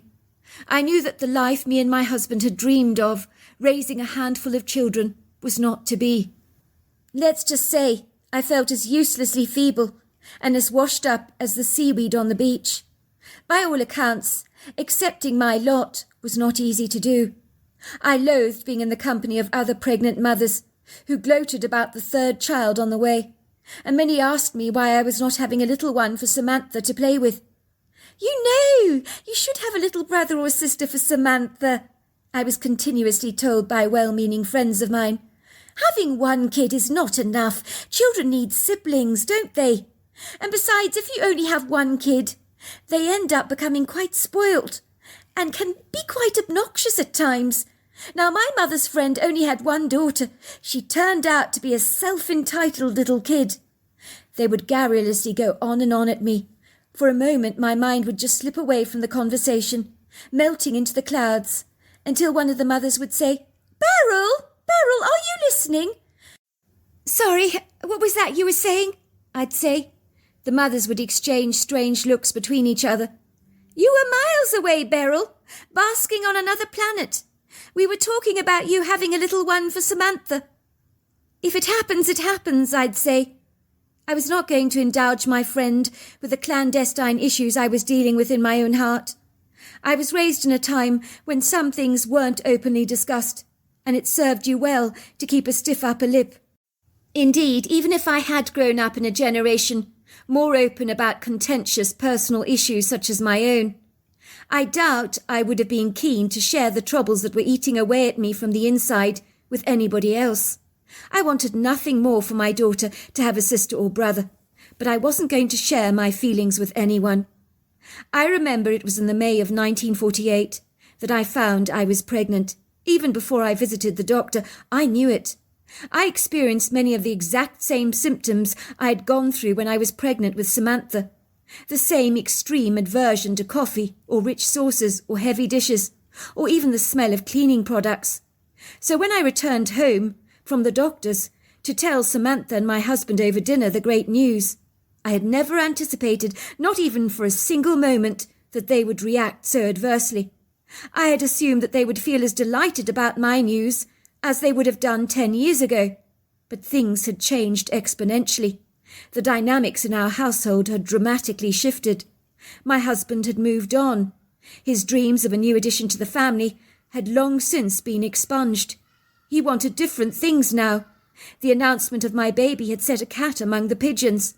The reaction on my husband's face had been one of undisguised horror, while my daughter had looked quite stunned, as if she'd been shocked by several volts of electricity. The cloying, unsettling silence that evening marked the air with the screams of their disappointment. I realized in that moment that my great news was most unwelcome. Feeling chagrined, deeply affronted, I had stormed belligerently out of the house, as the apoplectic hurt had scorched me, like the red-hot water from a boiled kettle being flung violently over my skin. The emotional hurt was scorching. It was excruciatingly physical. I wanted to scream in inflamed indignation. Why are you being like this? I don't understand. Why? We wanted this. I'd wanted to yell at my husband, but the words were not forthcoming. There was a big lump at the back of my throat. I think I did unleash a few unbridled scant words, of which I had no memory, but I'm sure they weren't kind. The journey from the entrance to the front door, finally to the carport, and to my husband's pristine Cadillac, was bleary, as my tears obscured my visibility, making everything nebulously indeterminate, while the heavy rain clouds of my despair were unrelenting as they pounded down my face like a foggy rain shower. I found myself driving down the long back country roads of the Kentucky countryside, driving through a maze of my own confusion. I tried desperately not to think as my undulating emotions drifted between anger, disappointment, to sorrowful self-pity. The night was congenial, very welcoming. The velvety dark sky was flooded with a magnanimous moonlight that meant that much of the road was washed in this ethereal illumination, while the stars seemed to glow with a brightness I'd never seen before, like buffed-up diamonds gleaming from a polishing. The oak and maple trees on the sturdy embankments that fringed either side of the road were ambiguously vague, like dense overhanging thick black shadows. Their clandestinely obscure forms seemed to offer me an idiosyncratic form of comfort on this night. It was like the natural world herself hugged me with a reassuring peace, a warm comfort that my husband and daughter had both failed to offer me. It was like even the warm-hearted trees that jiggled against a still breeze could sense my melancholia and were bountifully commiserating with me. I pull the Cadillac to one side of the road and park it. I decide a walk in the fresh air, surrounded by the statuesque imposing trees, down this long windy road, without a single soul in sight, was exactly what I needed, to lift my spirits, to energize my flagging heart. I'm not exactly wearing the most appropriate shoes, as my flat-heeled pumps do not accommodate the stones and pebbles on the road very easily, but I don't care. I walk down the road, slowly, steadily exercising a wary caution. I didn't want to trip and lose my footing, and this road knew not the meaning of the word smooth. My tears have dried up, my nose is smelling the earthen pleasantries of the landscape, sometimes picking up a fragrant floral infusion in the air that I cannot identify, but it's very pleasing. The soft breeze is nuzzling my cheeks. Before long the tears trickle down my face again. I climb up the embankment and sit underneath an old, very crooked oak tree that probably looks just like how I feel, with my arms holding my knees to my chest. I stare out blankly into the night, trying to empty my mind of its nagging doubts that I do not desire to engage. The large size of its huge outstretched leafy boughs, now bursting with fresh new leaves, shelters me like a generous umbrella. For a long time I stare out at the night, my eyes adjusting to the dark shadows. I can hear the night is shrill, with the pretty pleasing sounds of crickets and frogs, and in this space I'm so aware of how small and minuscule my problems are in the grand scheme of things. It's amazing how nature does that to you. Indeed, she could be swallowed whole by the natural world, like a rustling leaf blowing on the wind, and who knows where it's going to get to in the end. And that is when I see her. She moves towards me, almost floating in the moonlight, as it washes her long flowing hair in its gentle illumination.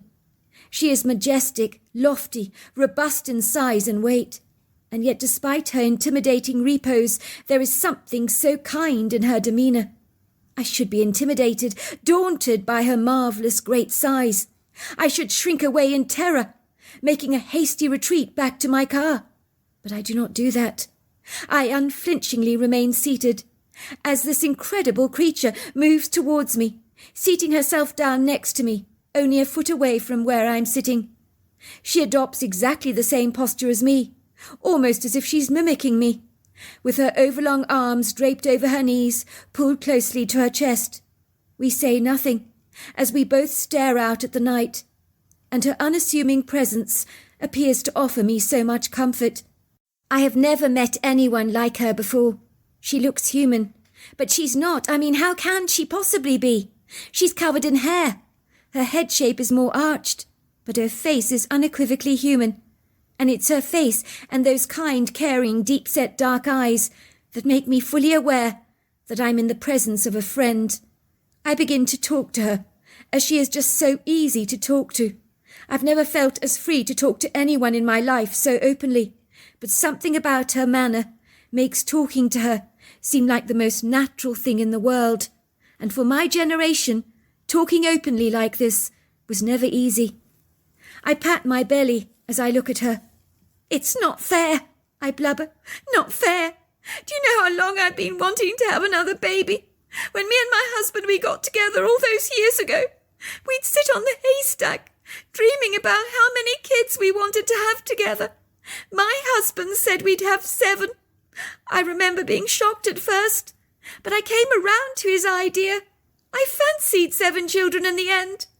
We had our first child, and then we tried for another, but nothing happened. And then I was told by the doctor that I'd never be able to have more children. But now I'm pregnant again." The creature's eyes are focused on me.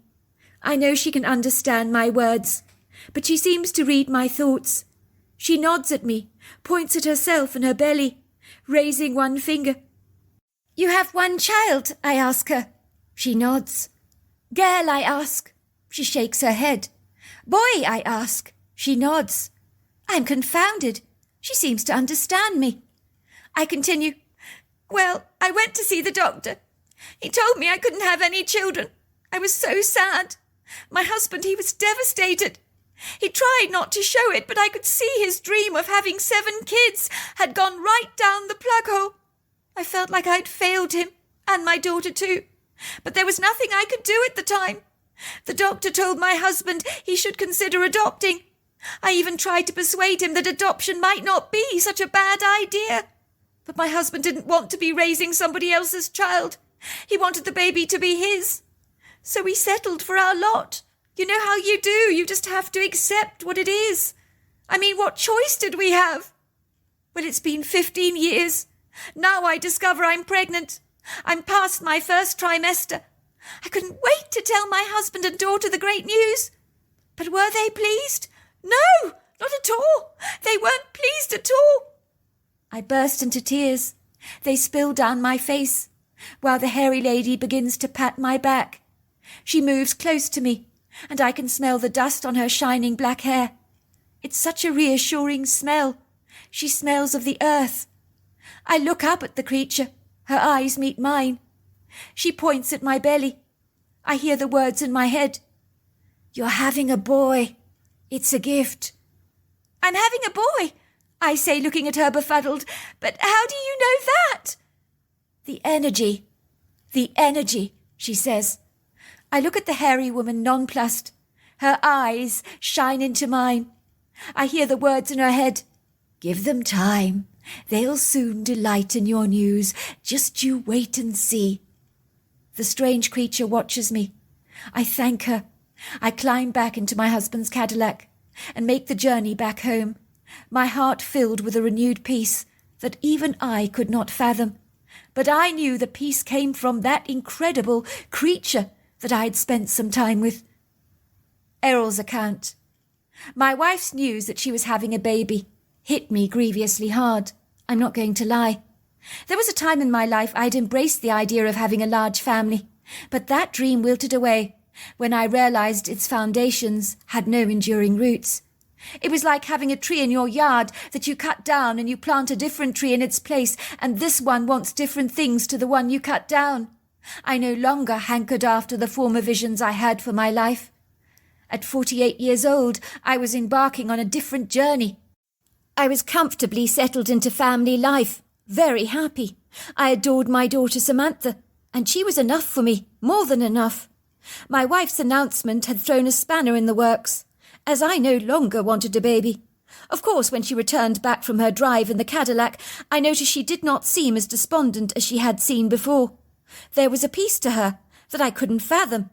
The drive seemed to have done her the world of good. I was ever thankful that my Cadillac still remained in one piece, as my wife was not the most fastidious driver at the very best of times. Of course, what could I do?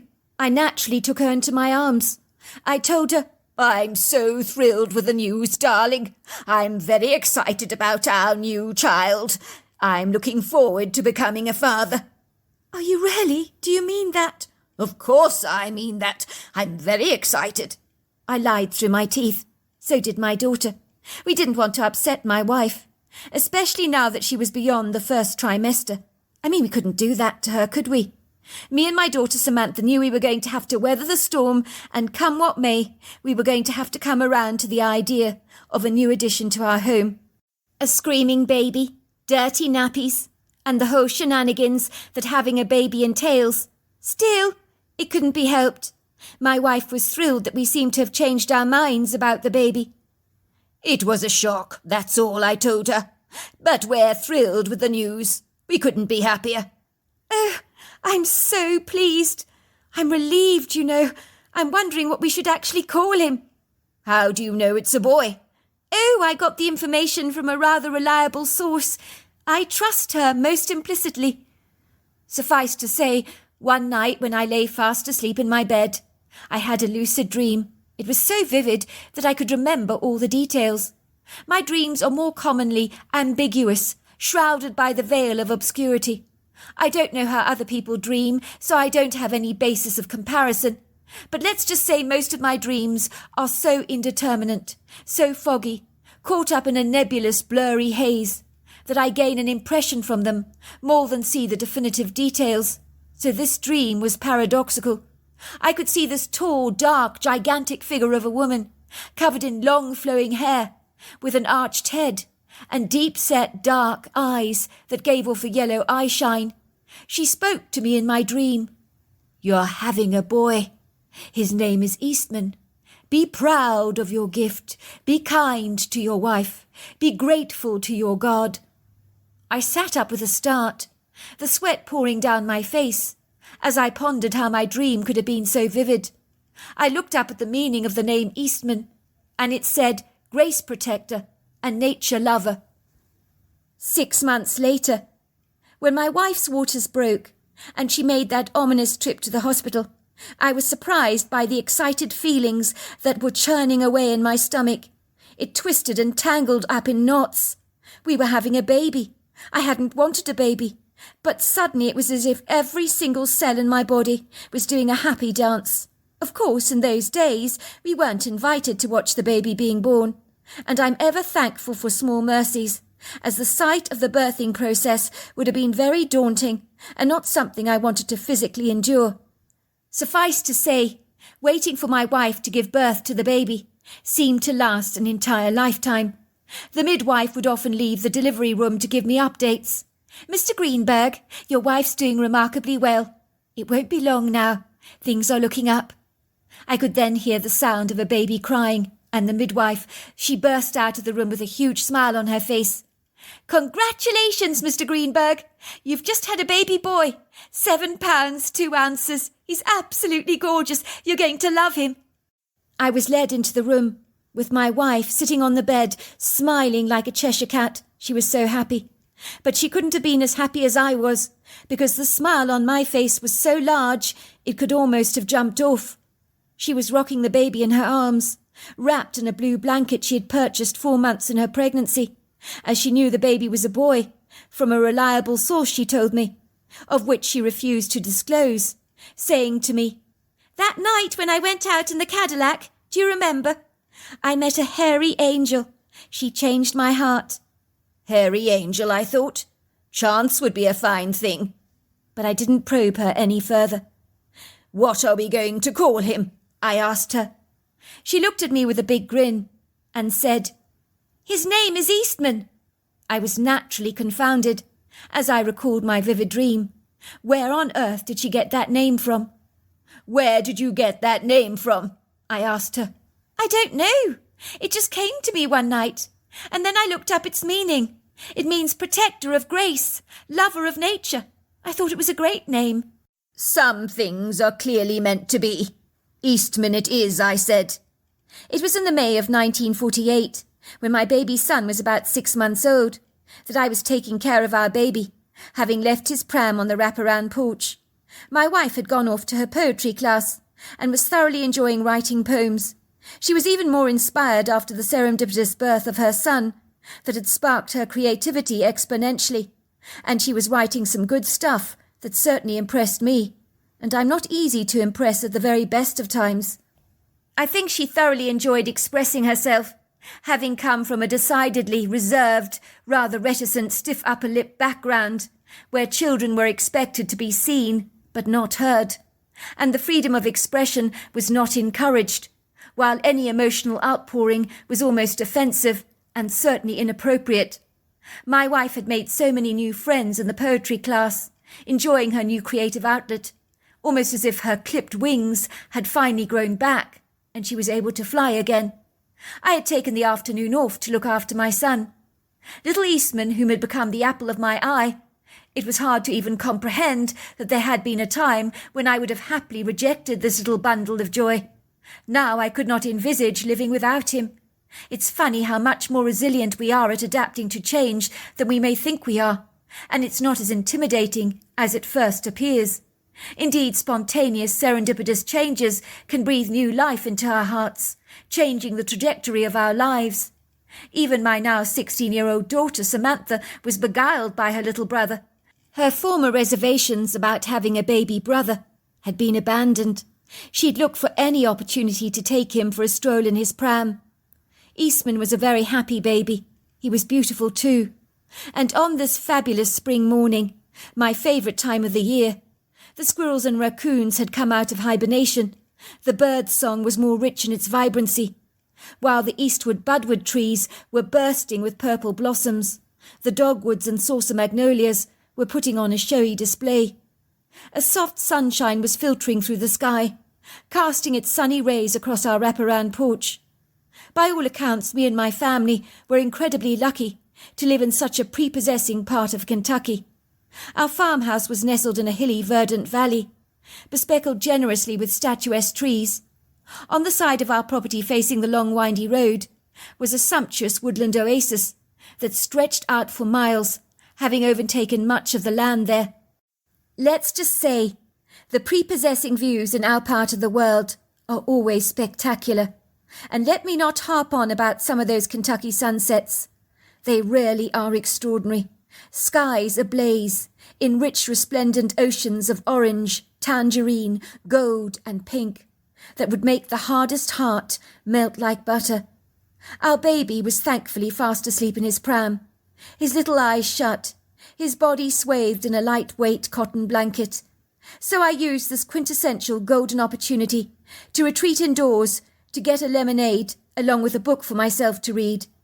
When I returned to the wraparound porch, I got the shock of my life. Standing there on the porch was a large, humongous figure. The figure I'd seen in my dreams so clearly that it told me my son was to be called Eastman. I am so dumbfounded that the lemonade slips out of my hand as ice and broken glass shatter across the ground, breaking into thousands of shards. This extraordinary, idiosyncratic creature, the likes of such I've never seen before, is looking at me with a wizened but benevolent kind expression on her face. But what is she? I'd say she was human, as her face was like yours or mine, but her body was so huge and covered in long flowing hair, the colour of dark coal. She has small pert breasts and a very obvious female energy. She was rocking our baby in its pram backwards and forwards, and little Eastman was chuckling happily, looking up at her adoringly, in a way I'd never seen him look at anyone before, not even his own mother. I was almost jealous of that look. I didn't know how to react. I mean, how do you react when you see a kindly presence on your porch rocking your baby backwards and forwards? I knew she was no threat, despite her intimidating, rather daunting size. She looks up at me with those beautiful eyes, and I hear the words in my head. I came to check on little Eastman. She puts a little river stone on the porch table, gives me a nod, and glides away. I remember thinking, bloody hell, what was that? And I picked up the river stone to observe it. It was a rather attractive stone, one like I'd never seen before, so I decided to keep it. I knew better than to tell my wife about our strange visitor, as I just knew such a revelation might cause her undue stress. Oh, by the way, darling, a huge hairy creature covered in hair, bigger than a bear, came onto our wraparound porch while you were away in your poetry class and was rocking our baby backwards and forwards. Very, very sweet creature. My wife would never understand, but possibly react in horror. Over the years, if we left our baby on the porch, we would occasionally get a river stone. I think I must have collected over 70 of them, which suggested to me that little Easton was being watched over by this hairy creature. I was to learn later that this creature is known as a Bigfoot. One day when Eastman was 20 years old, I told my wife about the strange hairy creature I had encountered that day, that had entered my dreams and left us a plethora of river stones. She said to me, "Oh, that's my good friend Sequelia, which means sparrow. I'm amazed. The fact that she showed herself to you means she wanted you to meet her. She'd never just willingly show herself to someone. She's very evasive, very reticent. She must have liked you. She always looked in on Easton from time to time, you know, when he was growing up. She'd leave her calling card behind, a little stone. I'm sure you've seen we've got 70 of them over there. She has got superhuman powers, you know. Telepathic communication, I think you call it." "Why didn't you tell me?" I asked my wife. "I didn't think you would believe me," I said. Samantha's account. Of course, all the girls in my form at school were astounded when I announced my mother was pregnant. "You've got to be kidding! She's so old," said my friend Penny. "That's such a bummer! You poor, poor thing! You have my deepest sympathy," she says, pulling a sympathetic face and blowing a balloon of bubble gum. "You're going to be stuck with helping your mother. You know, with dirty diapers, stuff like that." "As long as it's not you having the baby, and your mum's not covering up on your behalf," says my friend Wendy, looking at me suspiciously. "You're not suddenly going to leave school, are you, for 6 months and reappear again, and this time plumper than you were when you left?" "Of course not. I'm not like that. My mother is genuinely pregnant." "Do you think she's going to force you to babysit for her?" asked Penny. "It'll be so annoying if you can't come with us out on a Saturday evening." My friend's reactions to my mother's announcement made me all the more certain that my mother having a baby had to be the most catastrophic thing that had happened in our household. One day I returned home to find my mother having a weep. "What's wrong, Mum?" "No, it's just my friends. They didn't believe I was pregnant. They thought I was covering up for you. They thought you were the one that was really pregnant, and that I was wearing a prothesis. Do you know how insulted I was by that? The nerve of it. I told them that you've never even had a boyfriend, and even if you did have one, you're a very good girl." "I'm sorry, Mum. That must have been horrible for you." "Yes, it was. I was so frustrated. Do you know I actually opened up my buttons to show them my bump, that it was real? Do you know they're appalled I'm pregnant? They kept going on and on about how women shouldn't be having babies at my time in life." "Well, what do they know, Mum? Who knows, maybe they're a wee bit jealous." "Oh, I doubt that," said my mother. "I think they feel sorry for me." Suffice to say, when my little brother Eastman was born, all my previous reservations went whispering out of the window, never to be heard from again. My little brother was so incredibly cute, with a large mop of black hair and the biggest blue eyes I've ever seen. He was always chuckling. I found myself, rather than finding it a chore looking after my baby brother, it became an absolute pleasure. I didn't even mind changing his diapers.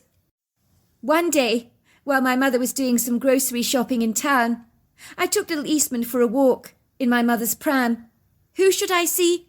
My secret crush, my heartthrob, Nathan Douglas, whom had never given me the time of day in his life. When he saw me walking down the street with the pram, my heart almost missed a beat. I was absolutely gutted. Nathan had seen me like this.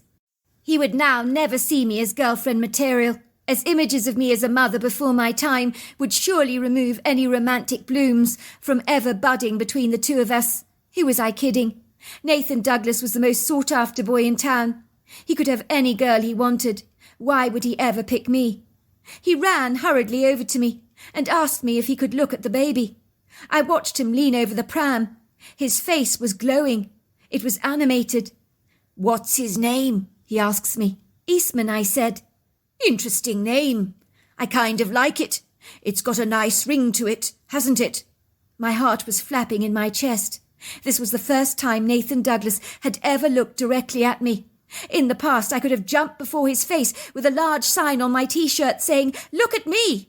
and he wouldn't have even observed me for a single second.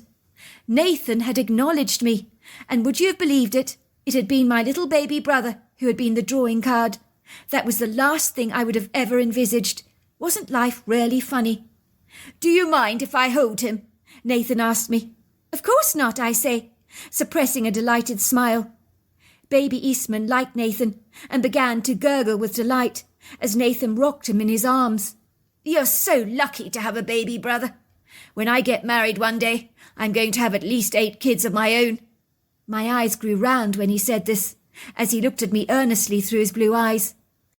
"Well, what will you do if your wife doesn't like the idea of having so many kids?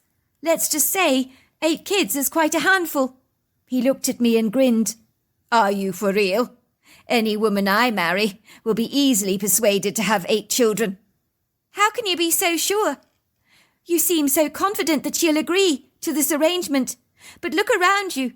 People these days are having less children, as they did in the 30s, let me tell you."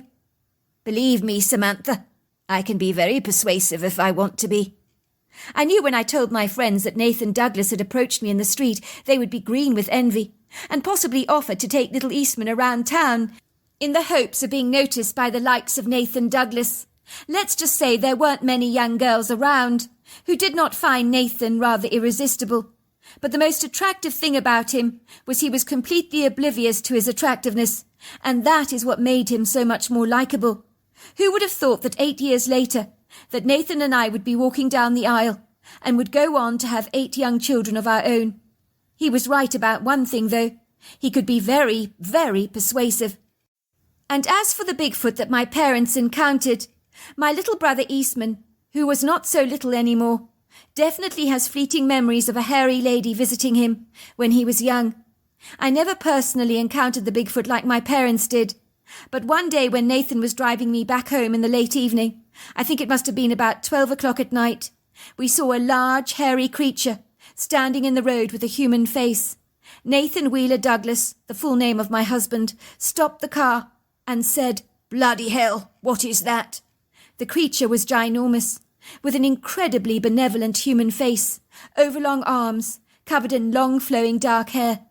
She stood there for a moment, allowing the headlights to fully take in her entire image. We got the sense she wanted to be seen by us. At the time we had no idea what she was, but I'll never forget her very kind eyes. They were beautiful. She turned around, gave us a nod, and glided away.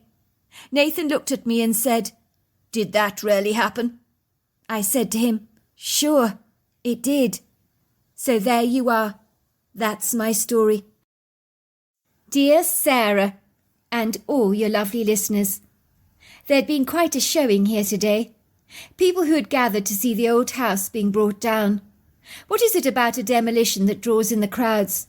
For some reason, people thoroughly enjoy seeing bricks and mortar going down in a tumble of chaotic, dusty smoke. Tamron rings her fingers together in an arch, as she knows that when the grandiose Georgian house goes down, so will all their dreams that were attached to the elegant building, that she and her husband Luke thought would change their lives forever. Change their lives it did, but not quite in the way that they had envisaged for themselves. She knew that this 300-year-old mansion, now empty of all its contents, had to come down. Some things must be destroyed. This dream had morphed into a nightmare. It had to go, after what had happened here that so nearly led to deadly consequences. She knows that their plan to destroy the house was the best decision they could possibly have made. "Are you ready, Mrs. Andrews?" the demolition expert asks her, as if waiting for her to give the go-ahead. She reflects over his words. How can anybody ever be ready to see your life going down before you in pieces of rubble? But yes, she is ready for this. She and her husband Luke want to embrace a brand new chapter in their lives, with their little beloved girl, that they so nearly lost fortuitously, to leave the crumbling debris and chaotic upheaval of the last couple of years behind them. They had enjoyed good times together. Their business had thrived, but this industrious project they were embarking upon, following the demolition that was about to take place, could only be a good thing. It would mean, at the very least, the family would not be out of pocket. Tamron and her husband Luke have too much of a conscience to sell the house in its current, less than agreeable condition, on this 50-acre plot of land.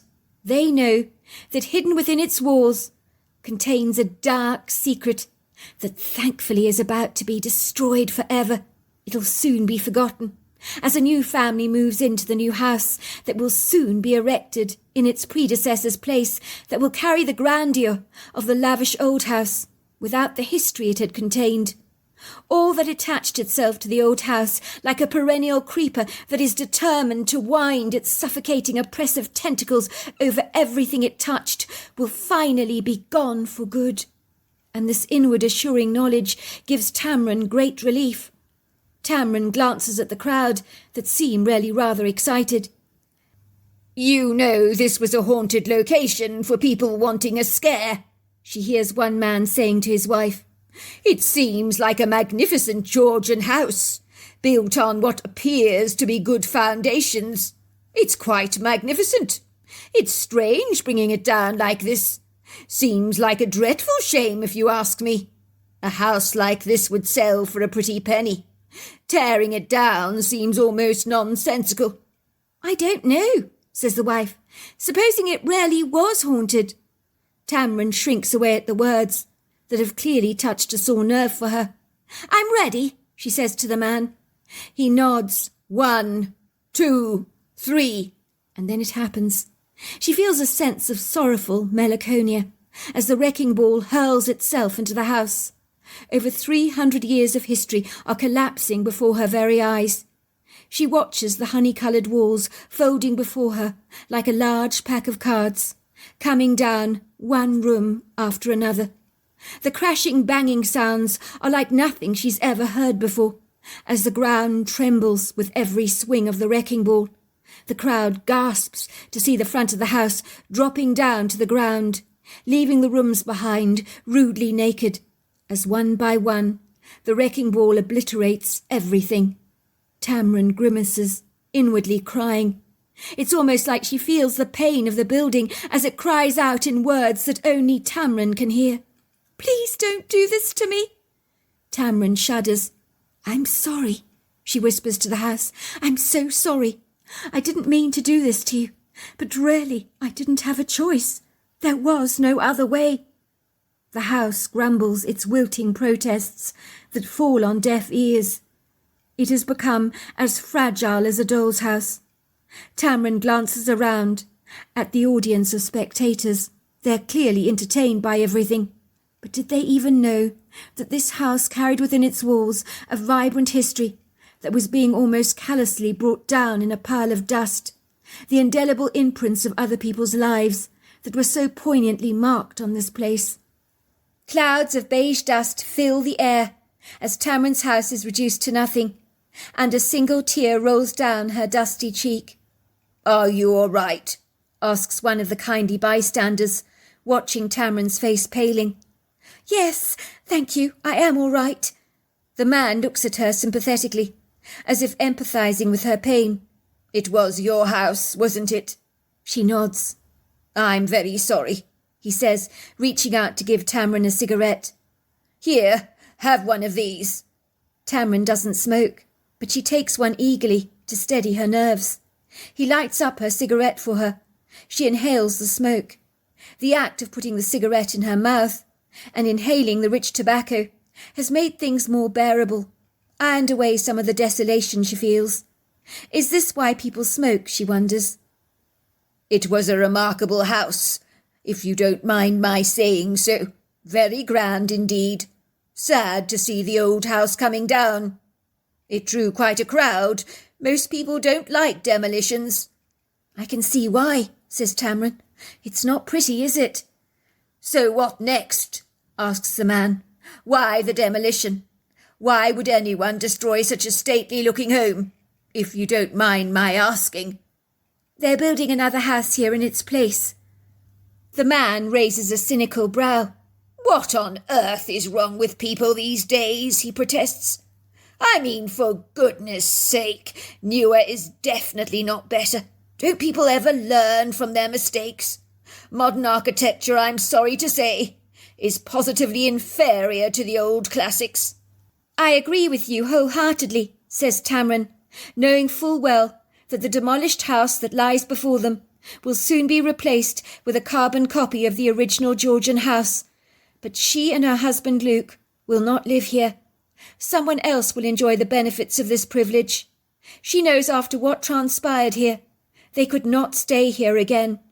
She and her husband will break even financially, and she's almost certain the new house will be free from its former ghostly resident that had wreaked havoc on their lives.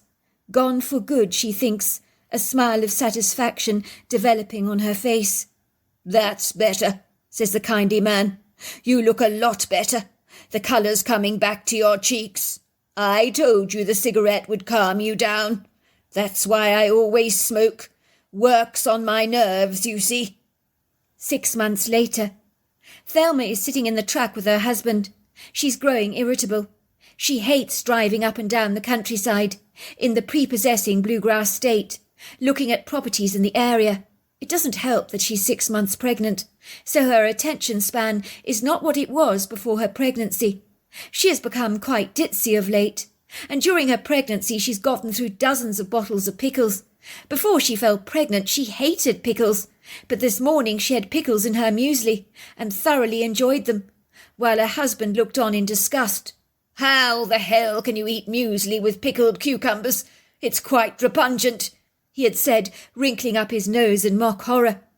I know it's incongruous, she had said coquettishly, with a naughty twinkle in her eyes, but believe it or not, it tastes really rather good. What's wrong? Asks her husband Curtis, sensing his wife's frustration. He knows since his wife's pregnancy she's become increasingly short-tempered. You're looking a bit peeved, I have to say.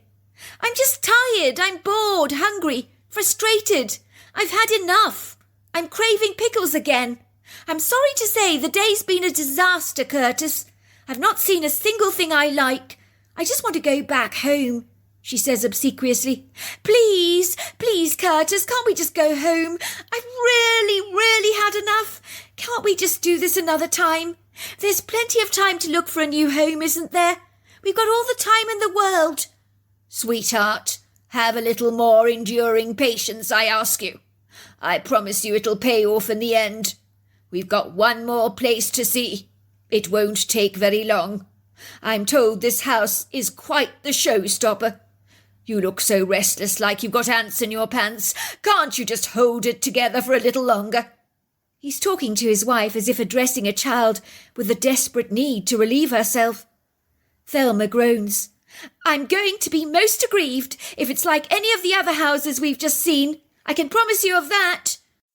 Well, it's not like any of the other houses we've seen today, you'll be glad to know. It's a new Georgian-style house, on the inside and out.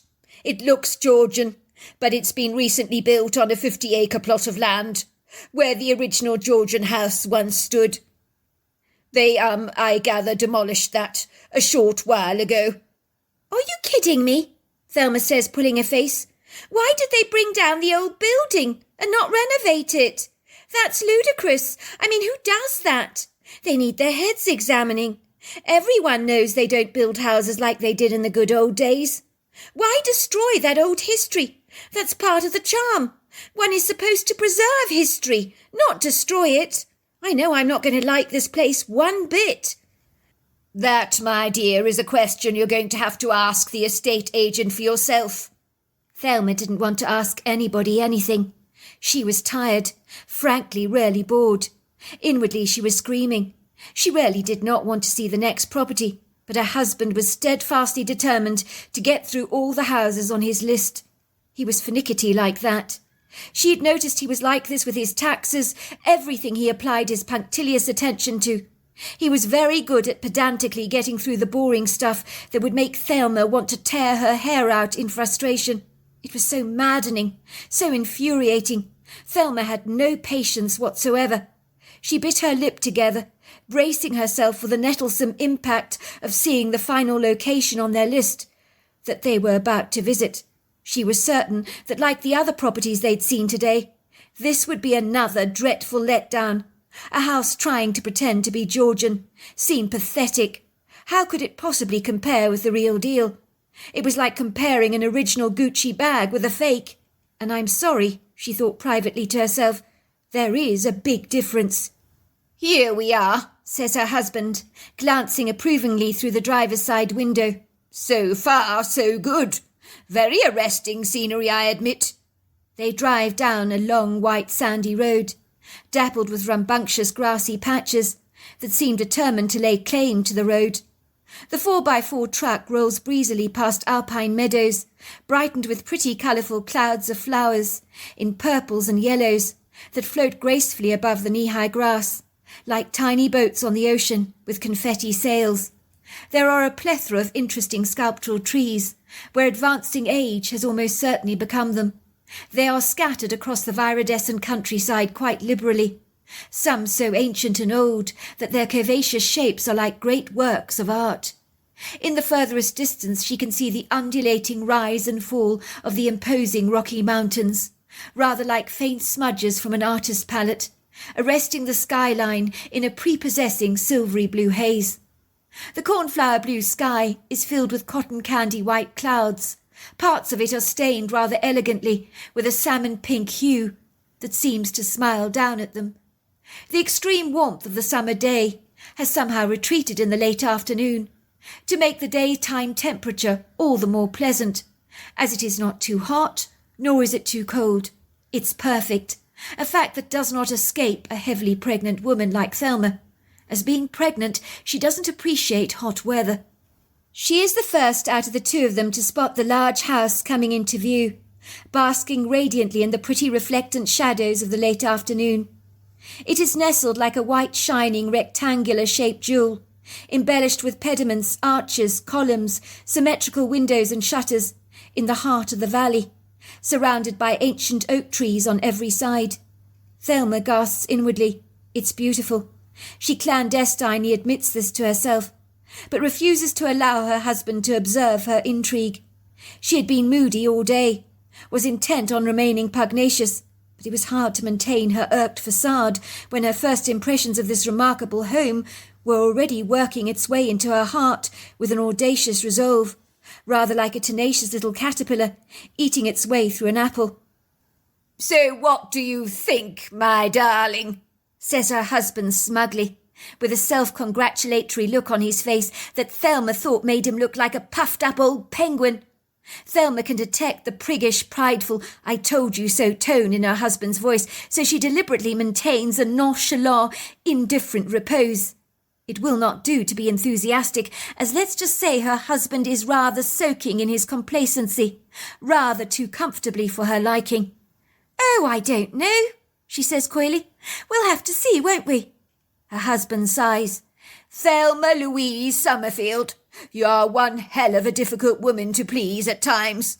Now, where is that estate agent? He says once they've parked the truck. They see a silver Porsche whizzing down the long road, parking a few feet away from them. A silver Porsche! How very fancy! Someone's doing very well for themselves, aren't they? Says Thelma under her breath. Somehow I think I'm in the wrong profession. Driving a Porsche on the job? It doesn't get posher than that. They see a zooty, very professional-looking gentleman, who's drenched in his prestige, style and money, wearing it incredibly comfortably, as if it's the most natural thing in the world. He's clad in a very swanky, tailor-made blue pinstripe suit that looks as debonair as something you'd expect to buy at Savile Row's in London. He's carrying a clipboard in his hand. He slams the door of his fancy sports car behind him. The man is all legs, like a daddy long-legged spider. He almost looks too long and gauche for his silver Porsche. Thelma decides he's well over 6 foot tall. The estate agent has a masculine jaw, with 2-day-old silver stubble on his chin, that is clearly a trendy look that rarely rather suits him. He has a large Roman nose, the type that belongs to ambitious, successful men. It's the kind of nose that on a woman would be very unbecoming, but on a man it looks rather dignified. Very distinguished, actually. So you are Mr. and Mrs. Summerfield. I am so delighted to meet you both, he says, smiling warmly in a plummy English accent. He's clearly not from around here. My name is James Elliot Parker Fincher. I'm your estate agent today. Well, what do you think? He says, pointing to the house. Isn't she an absolute beauty? He is talking about the house as if it's a yacht that they're intending to sail across the Mediterranean, which Thelma finds oddly endearing, so the corners of her mouth twitch up into an amused smile. Thelma draws in a deep, steady breath. Her heart is pumping vigorously in her chest with excitement as she studies the house, drinking it in like you might sip in a margarita, served with a plethora of crushed ice and a piece of sliced lime. It is very strange that it's a new Georgian-style home, as in certain lights it almost looks original, authentic, as if it's taken on the characteristics of its forerunner, if that were at all possible. Could it be that the indelible impressions of the previous house have somehow left behind its unfading, imperishable marks on the new property, eloquently echoing the old house's character, and elegantly dappling it with the inexpugnable, deep-rooted shadows from its past? It seemed more than likely, Thelma thought. She thought about the tree stump that they had cut back in their yard at home. It was now growing a plethora of new shoots. It was like the old stump remembered that it had been a tree before. It had been cut back, and was now determined to make a swift, hasty return to the world. She'd been told by the tree feller that the sprouts had enough roots to grow another tree back. It doesn't look like I thought it would, she admits to the estate agent. What do you mean, Mrs. Summerfield? If you don't mind my asking, says the estate agent, raising a quizzical brow. I don't know how to put it, says Thelma reluctantly. The house looks archetypal. I mean that in a very good way, of course. It doesn't look like someone has built a brand new building here, imitating Georgian architecture, if you like. It seems bona fide. What I'm trying to say is that it doesn't look like a cheap reproduction. It looks like the real deal. Let's just say if you had told me that this house was actually 300 years old, but had had some facelifts done to it, I would unequivocally believe you. Well, it helps if you get a good architect, does it not? The previous owners wanted to build another Georgian house, here to replace the old one. Then they put it on the market. Done a sterling job, if you ask me. But I don't understand, says Thelma. It makes absolutely no sense to me at all. What makes no sense, Mrs. Summerfield? Well, I just think they should have renovated the old Georgian house, shouldn't they? Isn't that what normal people do to preserve a great heritage? It seems enigmatically strange and curiously peculiar to bring down the original building. I mean, why would you do that? I agree with you, Mrs. Summerfield. It is rather curious. I can only conclude that the structural engineers saw some issues with the original building. There might have been corrosion, dry rot, damaged piers, tumultuous foundation issues, stuff like that. And they decided it would be better to start again by rebuilding their house. Now come, let me show you around. Even before Thelma entered the property, she knew in her gut she was about to become its new owner. It seems that the bones of the house were almost calling her name. She was determined to suppress her enthusiasm, but she couldn't contain it for much longer, not when her blue eyes gladly drank in the high ceilings, dramatic columns, the sweeping marble staircases, the gleaming oakwood floors, the delicate wallpaper, the pastel colour schemes, the marble fireplaces, the large airy rooms that evoked elegance and sophistication. Oh, I just love it, she said to her husband. I love it. Told you so, he whispers. I knew you would love it. This time Thelma no longer cared that her husband was now basking in a smug euphoria.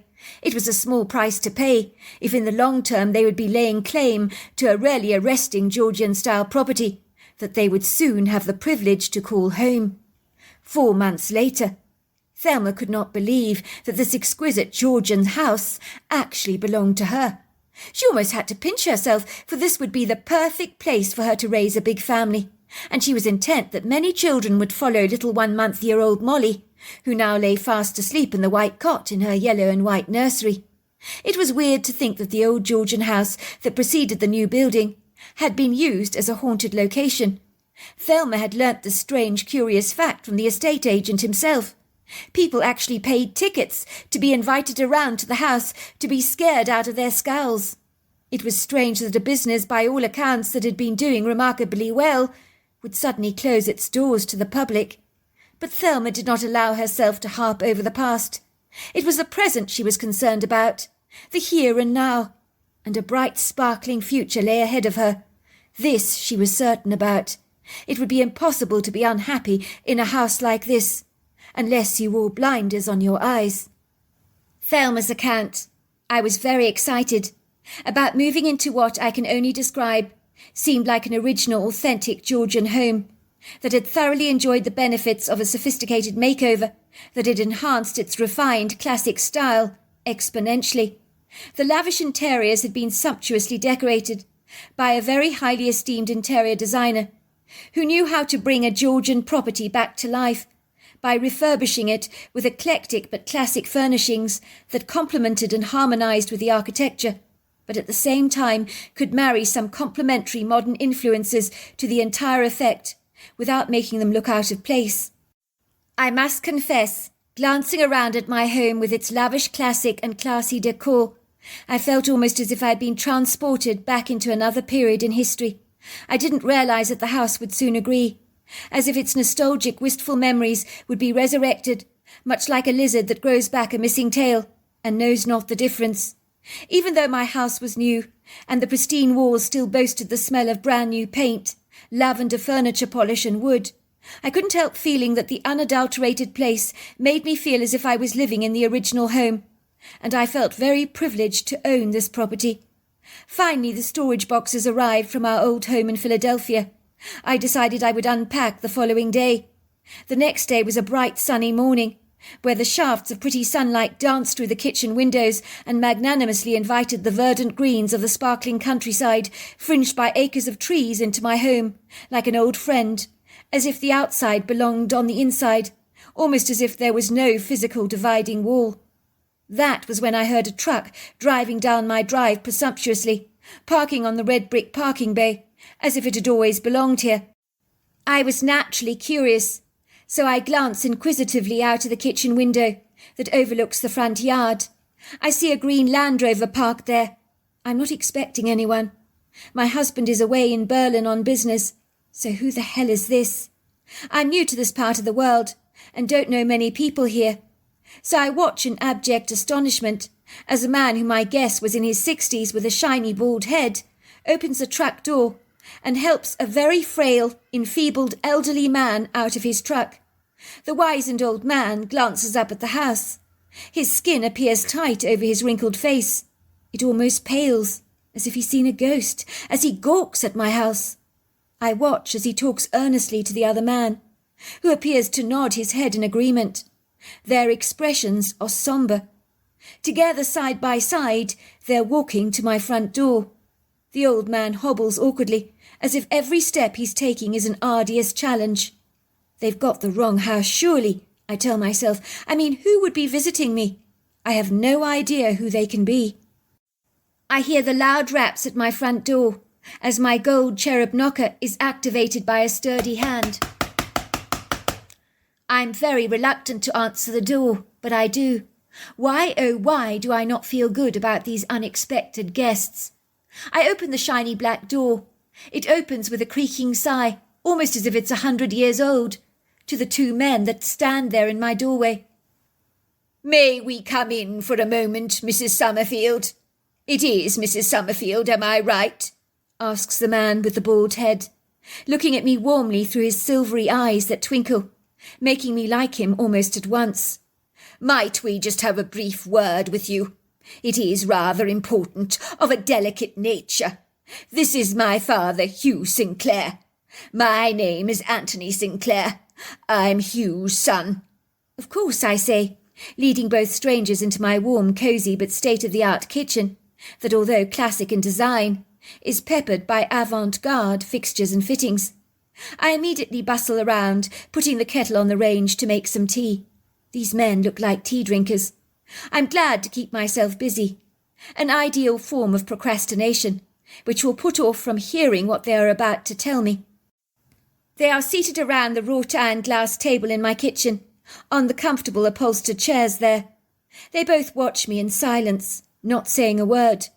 I pour out the tea from an elegant china teapot, into periwinkle cups, passing one cup to each man. Please feel free to help yourself to milk and sugar, I say, passing them both a milk jug and sugar bowl.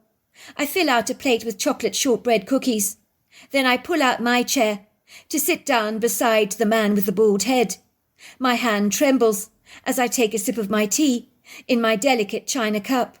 Why do I get this ominous feeling that I'm not going to like what I'm about to hear? The old man looks fragile as he sips his tea. His arthritic fingers almost look like crab's claws. He shudders as he picks up the teacup. He stares at me through wizened silvery eyes. Then he speaks. When he speaks, he does not sound like an old man at all. His voice booms out of his throat with a powerful resonance. I am dumbstruck by its clarity. Young lady, I'm here to warn you, as I have warned anyone who has ever bought a property on this land, that you and your family are potentially in very grave danger. Well, more to the point, you are. Your husband will likely not be bothered by her. The spirit will not rest, nor does she want you around. She'll stop at nothing to get you out of this house, which she perceives to be her own. At first she will be subtle. Then she will be more direct. Finally aggressive. I warned the previous owners of this house about this, that they were in danger, if they had any little children. But I hasten to say, far from taking me seriously, they seem to think that opening their business here, a haunted location, would be very apt if they were genuine spirits loitering around. It would only enhance their business, they thought, if they could tell people that not only were there stage props and staff dressed up as ghoulies designed to scare them, but that they might encounter the real deal, hear disembodied voices, feel strange hands touching them, or whispers in their ear. But I hasten to say it didn't work out well for them, for the female spirit here was not happy with being mocked from beyond the grave. It would seem the haunted location ruffled some feathers on the other side, you could say. One day the mother who lived here, the couple who sold you your new home, to replace their old one, well, her name was Tamsin. She woke up in the middle of the night to hear a loud splashing sound coming from the swimming pool area, and the swimming pool is very close to the main bedroom on the upper story. So she knew something was going on. She was very worried that one of her Chihuahua dogs had somehow escaped out of the window, and he couldn't swim, was rather predisposed to drinking the swimming pool water, had fallen or taken a tumble into the pool, that her worst fears had finally been realized, so she hurriedly dashed outside. Needless to say, it was not her dog floating in that swimming pool, but I'm sorry to say it was her 2-year-old child, whose head was floating face down in the water. She looked like a lifeless doll. For a second, Tamron thought she was dead. She let out a gut-wrenching, very shrill scream that scared the bejesus out of her poor husband, who was fast asleep in bed at the time. Apparently he jumped out of bed, wondering if Armageddon had suddenly come. Luckily she managed to save her child. It had only just happened. The kid was crying. She claimed an angry woman had grabbed her, thrown her into the pool. Mummy, the witch threw me into the pool. There was no one else in the house. It was all locked up. But when Tamron woke up, the kitchen door was wide open. Now she had locked it. She remembered she'd locked it. By all accounts, that was the final straw for the family. After some harrowing events that had started very subtle at first, becoming increasingly more aggressive, Tamron believed if they bulldozed the house, the ghosts of the past would finally rest. So she and her husband built a new property here, a direct replica of the original. But nothing has changed. Believe me, it hasn't. The land remembers, you see. I don't think Tamron and her husband realised that. But I know that the land has not forgotten. You see, I lived here as a young boy, Mrs. Summerfield. I've seen and heard things in this house that were rather peculiar to me as a young boy. Needless to say, they were mostly good spirits in this house, but it's her you need to worry about. She's your problem. I hasten to say that the ghost of the woman attacked me when I was young. Yes, she tried to smother me when I was little. My mother saw a pillow being thrust over my face, but nobody was there. She fought this invisible entity off, and we got the place cleansed by a priest, but the woman came back. She always comes back to wreak havoc on those she dislikes, with very good reason, I might add. You're kidding! Why would a dead woman do such a callous, macabre thing? Why would she pick on a little child? Why would she try to kill them? I assume you're saying she tried to kill you and to drown Tamrin's 2-year-old kid. So she's after little children. But the question is why? That's exactly what I'm saying. The vindictive woman I'm talking about goes back in my family line. I'm afraid to admit that she is an ancestor of mine. Her name was Margot. The house of yours is an exact replica, as you know, of the original property. Only Tamrin and her family, when they moved in, they added the swimming pool on the property. I gather they lived on the middle and top floors. The bottom floor of the house was devoted to their ghost attraction business. They somehow managed to make it work. God only knows how. It sounds a bit higgledy-piggledy to me, if you ask me. Yes, but why would the ghost of Margot attempt to do such a heinous thing to another child? Not that I actually believe in ghosts anyway. But I mean, women are naturally nurturing. You think she'd be protective rather than aggressive. If I'm to believe your story, you might appreciate what you're telling me sounds incredibly far-fetched. I am sure, Mrs. Summerfield, you might be familiar, reasonably well acquainted, with the story in the Bible of 2 women coming to King Solomon to settle a rather unusual dispute. One of the women's babies had been smothered during the night. The mother had lain on it, and when she discovered her baby was dead, she swapped her dead baby over for another woman's living baby. When the mother of the living baby woke up and realized that her baby was not with her because she didn't recognize the deceased baby lying next to her, she realized what had happened. The other woman had stolen her baby. So they sought out the wisdom of Solomon to settle the matter once and for all, each woman both claiming that the living baby was theirs. So Solomon called his guards to bring him a sword, to divide the baby in half. The real mother, of course, protested, and said that the other woman could have her whole baby. But the other woman wasn't adverse to the baby being cut in half. Solomon told the guards to let the woman who didn't want the baby to be cut in half to have the baby. He said to them, "Give the baby to her. She is the child's mother." Yes, I am familiar with the story, but what on earth has that got to do with this Margot woman? Well, the mindset is very similar, said the old man. Jealousy is a very bad thing. It can be deadly. And you see, Margot, who lived in your house in the 1800s, could not have any children of her own. At first she thought her husband was the problem, but she managed to clandestinely bed a few other men, in the hope she'd fall pregnant behind her husband's back. But nothing happened. She realized then that she was the one with the fertility issue. She was inconsolably enraged. She knew she wasn't going to have any children of her own any time soon. She became embittered, resentful, furiously angry. Her insatiable jealousy was all-consuming, as her brother's wife was effortlessly churning out babies every 9 months, without any complications whatsoever. But no, she had nothing. She couldn't have any babies at all. It was grievously unfair.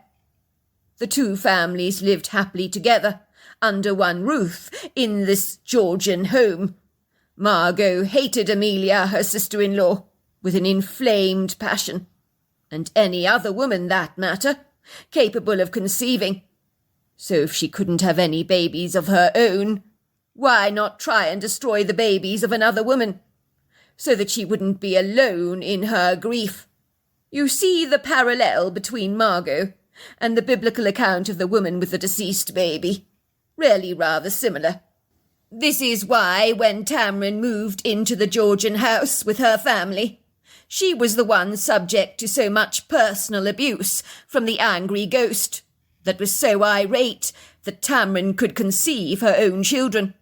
Even beyond death, she was still unable to let go of the incorrigible green-eyed monster that had dominated her earthly life. Tamrin's husband thought all the ghostly activity that Tamrin claimed she was being subjected to was all in her head, as nothing ever happened to him. Tamrin contacted me after her daughter had been flung into the swimming pool, very nearly drowned. You see, in the beginning she dismissed my nonsensical claims as nothing more than a fictitious fairy tale, but now she knew what I told her was absolutely true. I sagaciously warned her not to dream of selling the original house to anyone else, especially if they had young children of their own. But I think she thought bulldozing the old house to build a new replacement would make the old problem go away, be long since forgotten about. Then they could sell the new house with a clear conscience, not caring who bought it in the end. Her father-in-law is a building contractor, you see, so they could rebuild the new house cost-effectively, breaking even financially. The old man dabs the glistening beads of perspiration away from his forehead with a hanky. Let's see. Going back to the original story. Margot was very aggrieved about her barrenness. Slowly but surely she started causing her brother's wife's children to come to a fortuitous end. Amelia was losing her most recent toddlers to a plethora of idiosyncratic accidents that could not be explained. One day, one of the servants working for the family overheard Amelia and Margot having a heated altercation together. It grew physical. They were actually hitting each other. Amelia was accusing Margot of killing 5 of her younglings. She said, "I know it's you. It's because you can't have a baby of your own, so you're harming mine to extract your revenge. You're so jealous. What you're doing is evil. I'm going to tell your brother what you've done, and when he returns, he'll want you out of this house for good." The next morning, Amelia was found lying dead in her bed. Their doctor did notice bruising around the nose and mouth area, which was a clear indication of smothering, but he listed the death as natural causes. Many believe that Margot had crept into the bedroom when Amelia was taking a nap, very surreptitiously, and when her husband was not around, of course, and successfully succeeded in smothering her. It was a dreadful tragedy.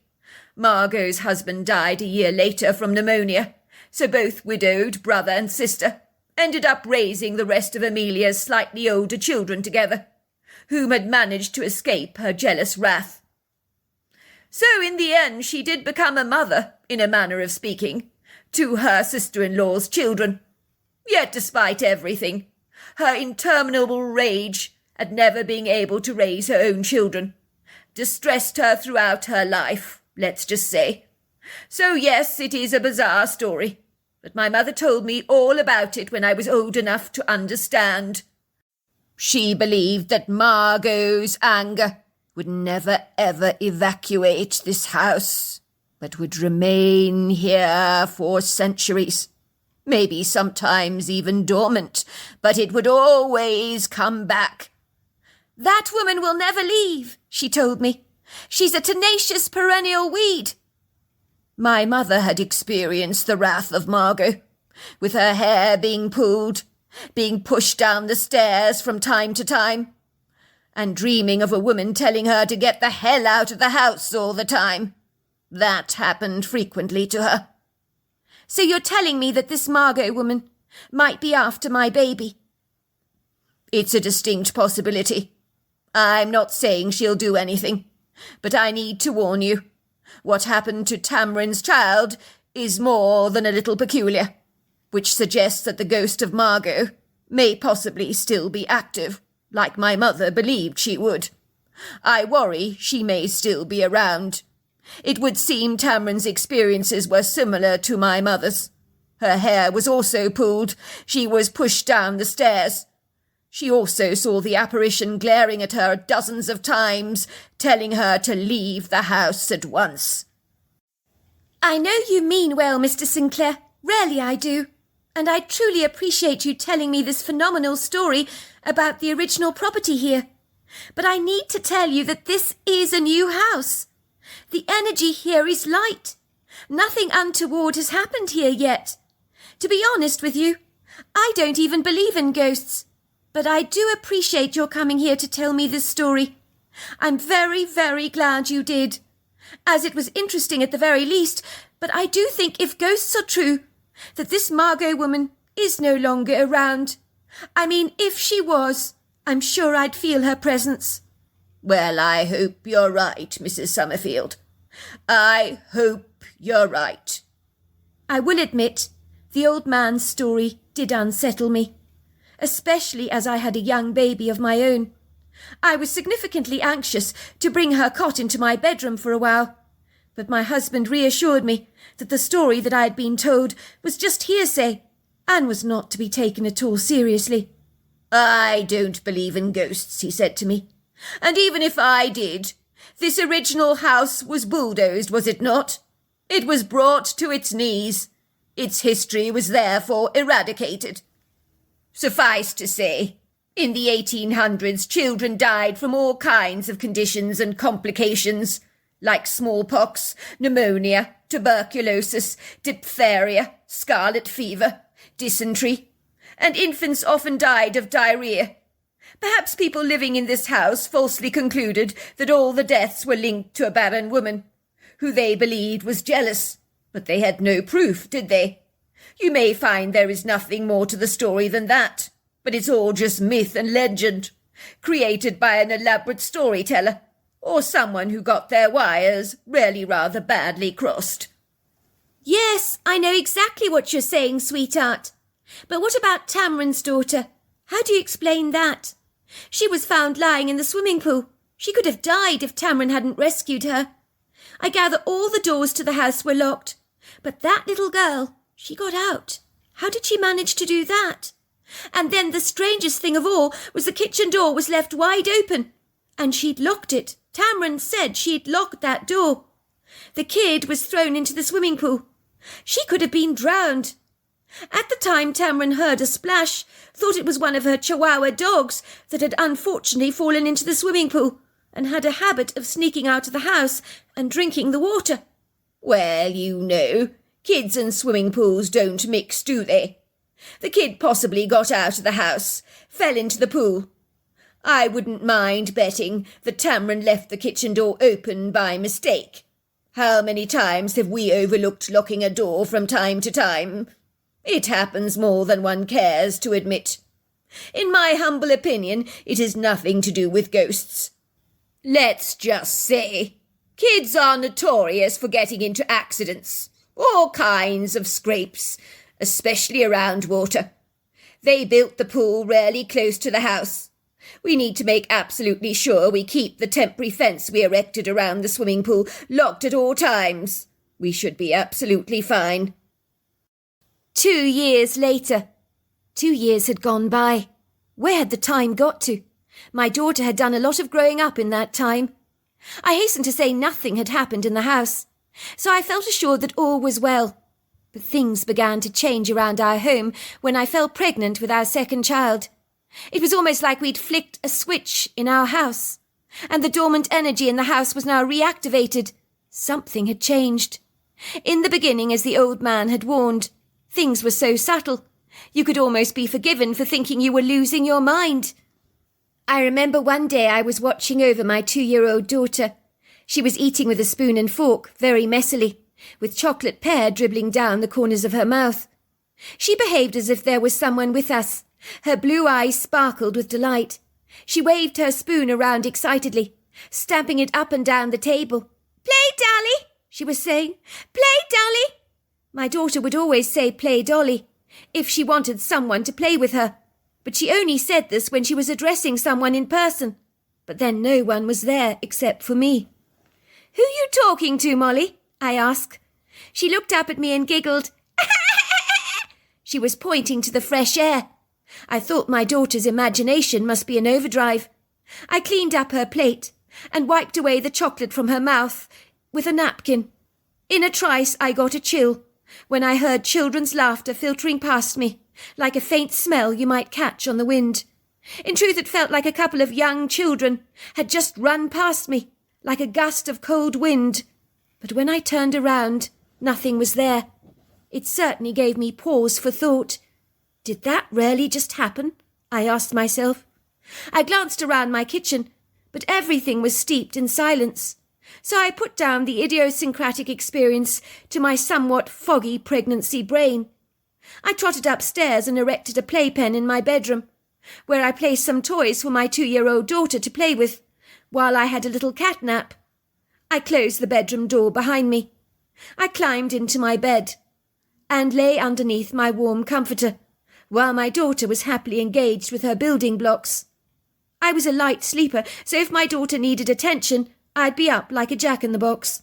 But I desperately needed this nap to get through the rest of the day, as exhaustion had consumed me. In a suspended, illusory state of being caught up between the altered sequences of consciousness and deep sleep, I became indeterminately and rather vaguely aware of hearing children's laughter around me. That was not unpleasant at all, and seemed to morph into my dreams. I felt my comforter being tugged off my body, but I was too blary, rarely jaded, so I didn't react appropriately. I just pulled the comforter back over my body. This kept happening over and over again. Finally, my consciousness defeated the shadowy, ambiguous mists of my dreams, and I awoke, very bewildered and confounded, to observe my comforter being tugged off my bed. But no one was there. I heard kids laughing, but the moment I looked around, everything stopped. But Molly was playing with her blocks in her playpen, almost as if she was playing with someone. She was industriously moving the blocks around and gurgling with delight. "No! Over there, she says, putting the block in another spot. I climb out of my bed, walking over to my daughter, who looks up at me with a big, bright sparkle in her eyes. "Castle!" she says, pointing to the blocks. "Castle!" My daughter didn't even know the word castle or its meaning, so I was flabbergasted. "Who were you playing with?" I asked her. "I saw you playing with someone. Who was it?" "Annie! Annie like castle." I tried to get more out of my daughter, but at 2 years old, she vocally was rather restricted and was easily distracted. Over a short period of time, I became poignantly aware that I was not alone in my home. It was so common to hear laughter, light footsteps running up and down the staircase, and on one occasion I could swear I heard a skipping rope. I thought better than to tell my husband about the strange anomalies around our home. They were innocent enough, after all, and the spirit children made the energy of the house feel light and airy. There was nothing sinister about them at all, but I did wonder whether I should begin to be worried. I reflected about the old man, warning me about the ghostly entity called Margot, but I was certain if she was around, I would have sensed her presence already. I had been converted from not believing in ghosts to becoming an intrinsic believer. The spirits of the children were constantly getting up to mischief, and many of my things would just surreptitiously go missing, which I could have put down to my pregnancy. But then I ask you, how in God's name does my hairbrush end up in a fish tank, or my red lipstick end up in my husband's shoe? Even he was perturbed in the odd places things were turning up, especially when he found his shoe polishing set in the tumble dryer. He did give me an odd look at that one. "Are you sure you're all right?" he asked me. "If you don't mind my saying so. You've become very scatty of late, rather absent-minded in this pregnancy. You're always losing things, and when you find them, they are in the oddest of places. I think when you were cleaning my shoes, you must have put my shoe-polishing set into the tumble dryer." There was no point in arguing with him. I knew he wouldn't believe my preposterous claims. As the old man had predicted, nothing otherworldly happened to him. One unwary, innocent, rather peaceful night, I'm obliviously, rather happily lying fast asleep in my cosy bed, swathed underneath a warm comforter. I'm rudely, intrusively awoken, after experiencing a remarkably lucid dream. I can palpably see with an explicit, very detailed, unambiguous clarity, a woman in a long bustle silvery grey skirt, with a tight-fitting corset, where vertical material buttons run down its centre. The woman is walking towards me in my dream. I'm playing with my daughter Molly in her playpen. This formidable woman reminds me of a disagreeable stiff headmistress. She's watching me menacingly. I turn around to meet her gaze, and I'm met with these black, soulless, insentient eyes. She turns around and screams, "Get out of my house!" Her words become like a heavy wind. I wake up in a cold sweat, wiping it away from my forehead with the back of my hand. I instinctively knew the woman I had just encountered in my dream was Margot, whom had surreptitiously appeared to me in my dream state. It had to be her. Did this mean Margot was now after my child? I began to hyperventilate in a heightened state of panic, with my heart drumming violently through my chest, while my husband slept on, unaware of the frantic frenzy of my emotions that were consuming me. What if Margot was after little Molly? I didn't tell my husband exactly what was going on. I kept these ambiguous and obscure things to myself. I was so sure he'd think my mind had turned to mush because of my pregnancy, but I did insist that Molly slept in our bedroom at night, in her little cot, so I could keep a firm eye on her at all times. I don't understand. Why on earth do you want Molly to sleep with us? I looked at him and said, "Well, in case the ghost of Margot tries to snatch her, of course." My husband cracked up laughing. Oh, my God! Listen to yourself, Thelma. Thank goodness your pregnancy is only 9 months. I can't believe you would entertain such crazy, nonsensical notions. We've been in this house for 2 years now, and you're talking about this stuff after all this time. I mean, the old house was demolished. There's nothing here. There are no ghosts and ghoulies loitering around in our path. Several weeks passed, and nothing happened, apart from the tumbles of sweet children's honeyed laughter drifting around the corridors of our home, like a pleasant bouquet of something sweet-smelling on the wind. Yet isn't it ironic how when you begin to relax, all hell breaks loose all of a sudden? This was a week when my husband was on another one of his business trips to Berlin, where he'd be gone for over a week. I was left alone in the house.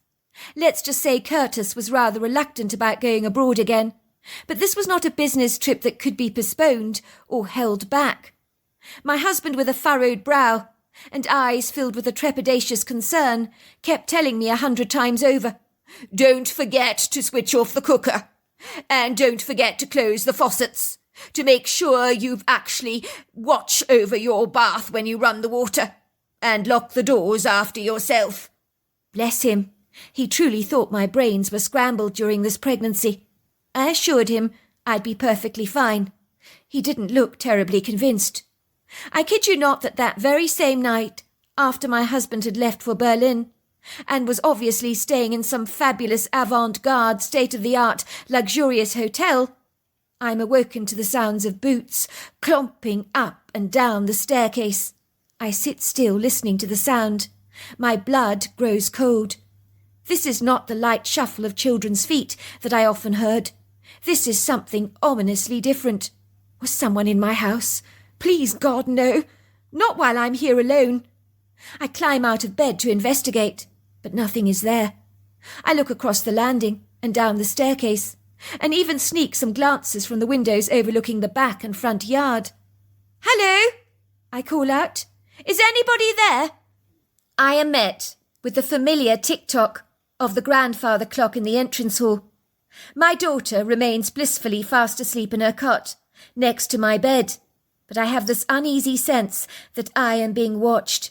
It's not a congenial feeling that I got with the spirit children. No, not at all. This is completely different.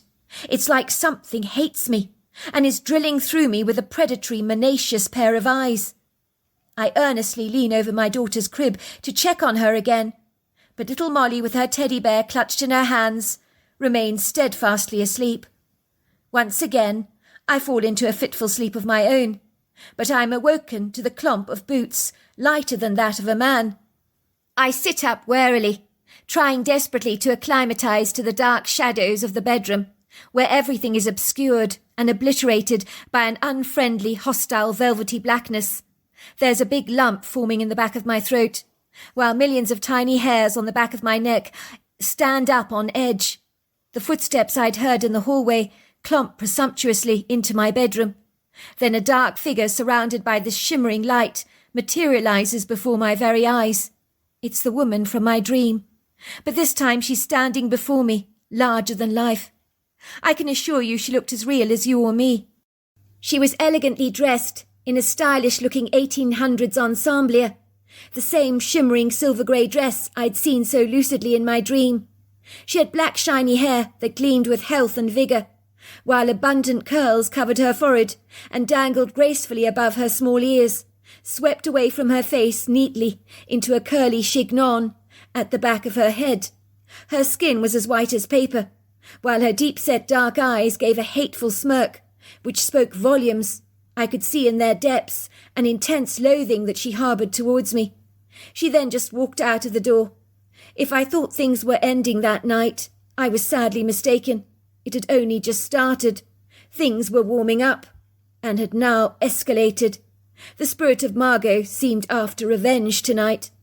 I drifted off into a fitful sleep, and I woke up intermediately, as after that ominous encounter with the ghostly apparition, my nerves were seriously frayed.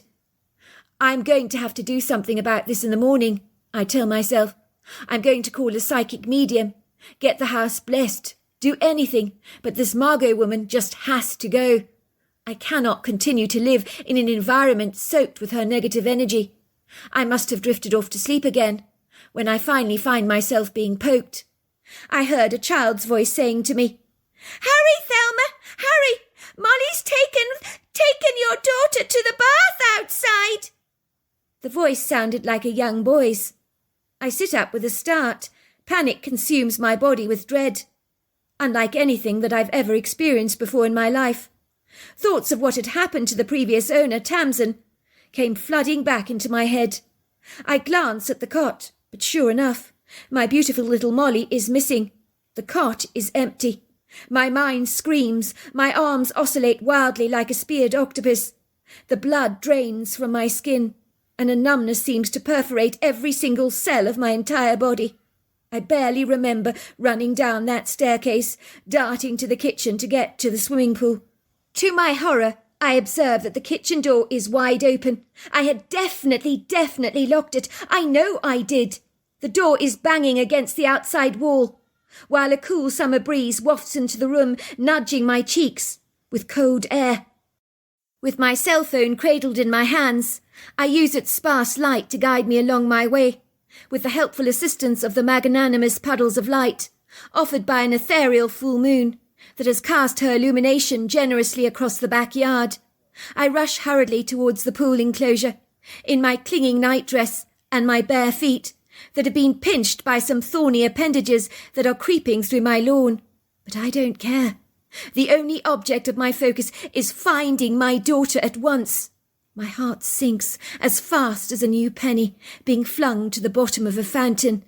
The fence gate to the swimming pool is left wide open, but when I dash towards the water, my heart is fearing the very worst, as if what had happened to Tamsin's little girl is on repeat, almost on a video recorder, only this time the real-life actors are not Tamsin and her daughter, but me and Molly. I arrive at the pool, relieved to see my daughter's not there. But then where the hell is she? That's when I hear her sobs, and instinctively I run towards the sound as fast as I possibly can. And that is when I see this large, daunting, but ambiguously obscure figure, sitting on the lawn, in what I can only describe as a squatting position. She appears to be rocking my naked little girl in her arms backwards and forwards, as if to comfort her, having removed her soaking clothes from her body. I am confounded by what I am seeing. I move cautiously closer to this idiosyncratic creature. The night could not get more bizarre, even if it tried. The creature that is patting my daughter's back and cradling her tenderly is quite clearly a Bigfoot. You've got to be joking. No, seriously, you've got to be joking. This is a dream. Of course it is. In any given moment, I'm going to wake up and laugh at myself for my creative ramblings of an overactive imagination. But no, this is no dream. Until this point, of course, I'd heard of Bigfoot, but did I believe in them? Absolutely not. But then again, I'd never believed in ghosts either. So it seemed the boundaries of what I thought I knew had now come crumbling down. This lofty, majestic, noble-looking Bigfoot looks up at me. I tentatively move towards my daughter, consumed by a sudden desperation to hold her in my arms. The Bigfoot looks up at me encouragingly, through the kindest dark eyes, with a yellow eyeshine, as if to say, "Don't be afraid. I won't bite. I'm as human as you are." I knew she was female even before I saw her soft, pillowy breasts. She had such a matriarch energy about her that was as apparent to me as if she was wearing an orange fluorescent life jacket. I am gobsmacked by how human her face is. She does not look like a primate, not at all. She looks like a human who just happens to be built like a powerful, muscular giant, covered with a coat of long, flowing, dark brown hair, possibly black. It was too dark to be sure of the exact colour. As the night ravenously hoovers up colours, so dense forms almost always appear black. I can see her hair is dripping wet. I instinctively know that she saved my daughter's life. She must have jumped into the swimming pool to retrieve her, and then removed her soppy clothes to help her dry off. I owe everything to this creature, for there is no money in the world, nothing on this planet that could ever replace something as priceless as her. My heart melts with the butter of my appreciation, and the sweet saturating honey of my gratitude. The creature says some words to my daughter, in a language I'm not acquainted with. Umotabinasi, upokolapinas, izana. She points at me. The words that come out of her mouth are so soulful. I don't understand their meaning, but my little girl comprehends every single word, as if the Bigfoot had spoken plain English to her. Watching them interact together is really remarkable. It's like watching a genuine mother with her beloved child. It is indelibly moving. My daughter has stopped crying at once. She puts a pensive, reluctant thumb in her mouth, turning around to look in my direction, where the Bigfoot has pointed. On seeing me, she gurgles with delight. And with one hand, the Bigfoot pushes her gently in my direction. She totters eagerly towards me, on her awkward, chubby little legs, unabashful and unblushing in her immodest nakedness. Her soft skin is slightly damp and clammy, her wet hair hanging limply around her cute face in wet ringlets that gives her a similar appearance to a little cherub. She is clinging to me tightly, desperately trying to articulate the words of what had happened to her, but struggling to find them. "Bad lady, mummy! Bad lady! Bear lady took me out to pool, mummy! Bear lady nice! Bad lady put me into the pool!" The Bigfoot stands up and looks at me. I almost gasp at her extraordinary height. She towers at about 9 foot, without exaggeration. Her eyes meet mine. Ozani so basavoshos azinasi. The angry dead woman flung your child in the pool, she tells me. She speaks in a strange dialect that I don't understand. It's a beautiful language, an ancient language, that seems to unfathomably translate itself into my head. I honestly don't know how it does that. I wish I did. It would be great to be able to interpret any foreign language. But this is different. The only way I can describe it as some kind of telepathic exchange. Ama sinotali asanoso inetilasi. I knew she would do it again, like last time, said the Bigfoot. I'd been keeping a stern eye on her. I jumped in the pool to save your daughter's life. But the dead woman won't do it again. I made her promise she wouldn't touch your daughter again. I tried to help her cross over to the other side, but she refuses. She needs help. O masi kana po, asina sala omosanisa. Thank you, I say to the Bigfoot. Thank you so much. You have no idea how much you've helped me tonight. I could have lost my daughter if it wasn't for you. Spontaneously I run towards her, flinging my arms around her as if I've known her all my life. She seemed surprised by my spontaneous gratitude and pats me on the back. Thank you so much. Thank you. My nose is buried in her damp hair. She smells like the chlorine of the swimming pool water. Finally, I stand there clutching my daughter. The Bigfoot nods at me. I bid her farewell. I return back to the house, refusing to sleep until the morning. Even though the Bigfoot had assured me that the ghost of Margot would not touch my daughter again, I could not be sure about that. I tried to phone the old man, Mr. Sinclair, who'd grown up in the original Georgian house, but was subsequently informed he had since passed away, and his son was currently visiting relatives in England. I was fortunate, as I happened to get hold of a psychic that was visiting her grandmother in Georgia at the time. She assured me she'd be around to see me at once. I noticed under her name there were so many commendations from people who claimed that the ghostly phenomena in their houses had stopped after she'd visited them, and helped the wayward spirit cross safely over to the other side. Could she help me, I wondered? Could she finally get rid of the ghost of Margot? I loved my home, but there is no way on God's earth I could entertain the possibility of staying here a moment longer if Margot remained around. I was so relieved when the psychic finally arrived. She was a woman with red short hair, with bright brown eyes and a warm sense of humour. "The name's Shirl," she said to me, taking my hand gently in hers. "It's really Shirley, but I prefer the shorter version. May I please come in?" I led the woman into my kitchen, offering her a cup of coffee. She looked like a coffee drinker, the kind of person with a driven energy that always got things done, but sometimes needed a helping hand with a shot of caffeine. "Lovely. I'd love a coffee," she said. "Your house really does intrigue me, Mrs. Summerfield," she says, taking a cup of coffee, sitting down next to me on the glass kitchen table and taking a sip. "Now, I don't want you to tell me anything that happened around here. Otherwise it'll cloud my judgment. I need to learn everything from the spirits in the house myself." "Can you sense anything here?" I ask her curiously. "Yes, I can, actually. I can see a young boy and girl peering at me around that corner there. They seem reticently shy, but very curious. Now tell me, dear," she says, looking at me, "why do I get the feeling that this house is new, but it's not? It's like I'm seeing another house before this one, but the same as this. Does that make any sense to you at all?" "Yes, it does," I say. "Good. Don't tell me anything else. You wait there in the kitchen. Give me a while to get my bearings, and I'll tell you what I pick up." I was glad I'd dropped my toddler off at a friend's house and was at home alone with the psychic. My fingers trembled as I wondered what she'd find.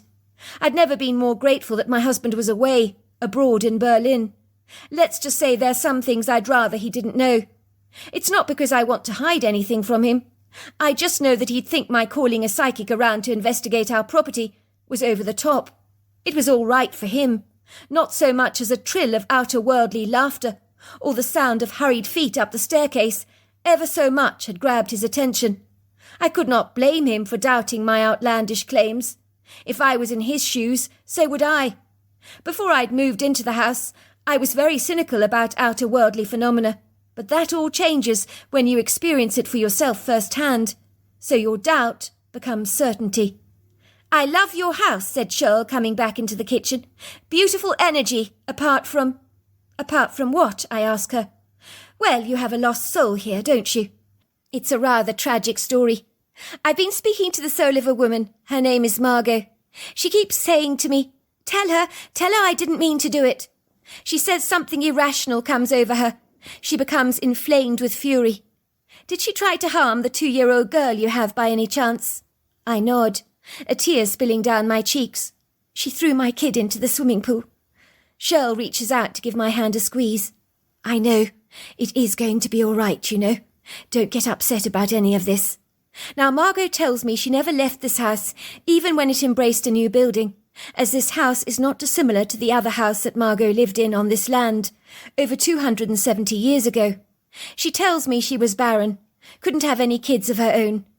She admits to killing 5 little young ones in the house that were birthed by her sister-in-law. She said she didn't mean to harm them, but her jealousy was all-consuming, and in a moment of unbridled envied rage, she smothered them one by one. Afterwards, she regretted it. She knew what she'd done was wrong. She says her sister-in-law was going to tell her brother that she had killed 5 of their children. She'd figured out that Margot was responsible for their incongruous, unexplainable deaths. Margot, fearing the repercussions of what such a revelation would do to sour relations between her and her brother, killed her sister-in-law by smothering her to death. She had a close relationship with her brother, didn't want them to become estranged. "Oh, what a tangled web we weave," says Shirl. "Oh, my God, everything you're telling me is spot on," I say. Shirl continues, "I'm afraid even beyond her earthly life, Margot's incessant jealousy that she has towards fertile women who carry healthy babies to term has never abandoned her, not even in death." Shirl pauses for a brief moment, taking a sip of her cold coffee. "You see, when you die, you don't suddenly change, do you? You may leave behind your physical earthly body, but you still intrinsically remain exactly the same person." "But why is Margot still here?" I ask. "Why hasn't she crossed over?" "She hasn't crossed over to the other side because of her fear of judgment and condemnation. She is certain she'll be left to burn in the fires of hell for what she's done. She says all murderers have their part in the lake of fire. That's why she won't budge from this spot. It's better to hang around here than risk what may lie on the other side of life for her." "So you can't get rid of her, then?" "As it happens, I think we can. I have a spirit with us that has recently crossed over. His name is Hugh Sinclair. He's here to help.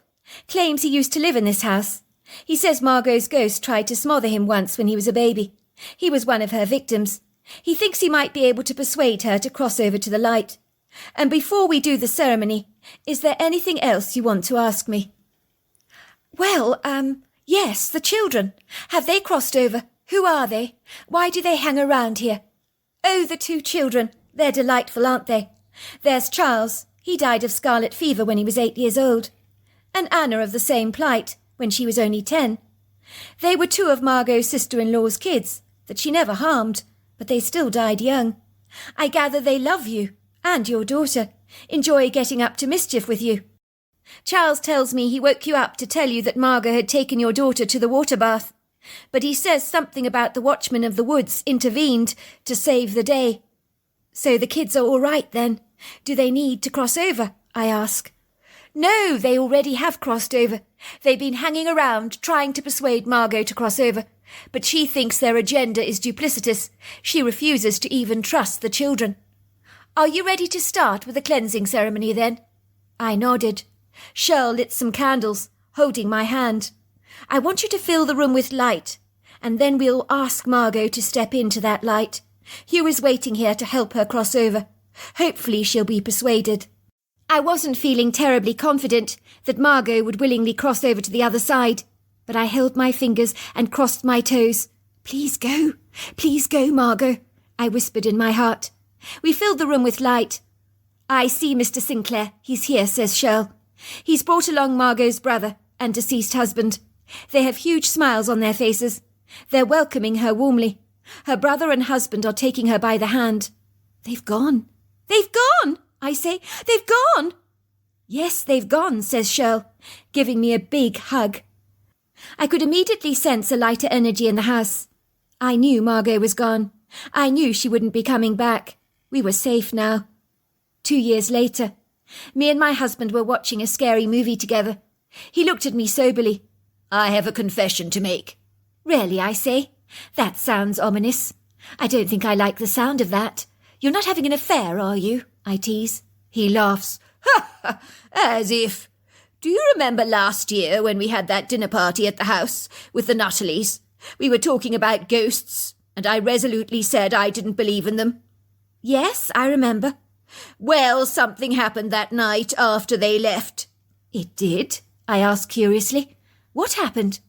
I went down to the kitchen to get some water from the refrigerator. I turned around and saw a boy materialize before my very eyes. He was showing himself to me. He wanted me to prove that he was real and that ghosts existed. The water jug fell out onto the ground and shattered, and the young boy giggled. I think he'd heard exactly what I'd said at the dinner party, and was determined to show me himself. You don't say, I say.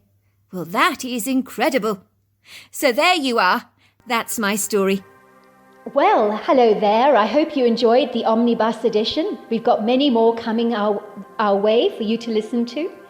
Sending you love wherever you are in the world, in North America, Canada, Kenya, wherever you may be. I send you lots and lots of love.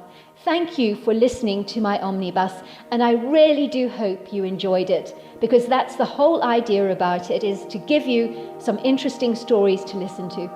So until next time, goodbye and good night.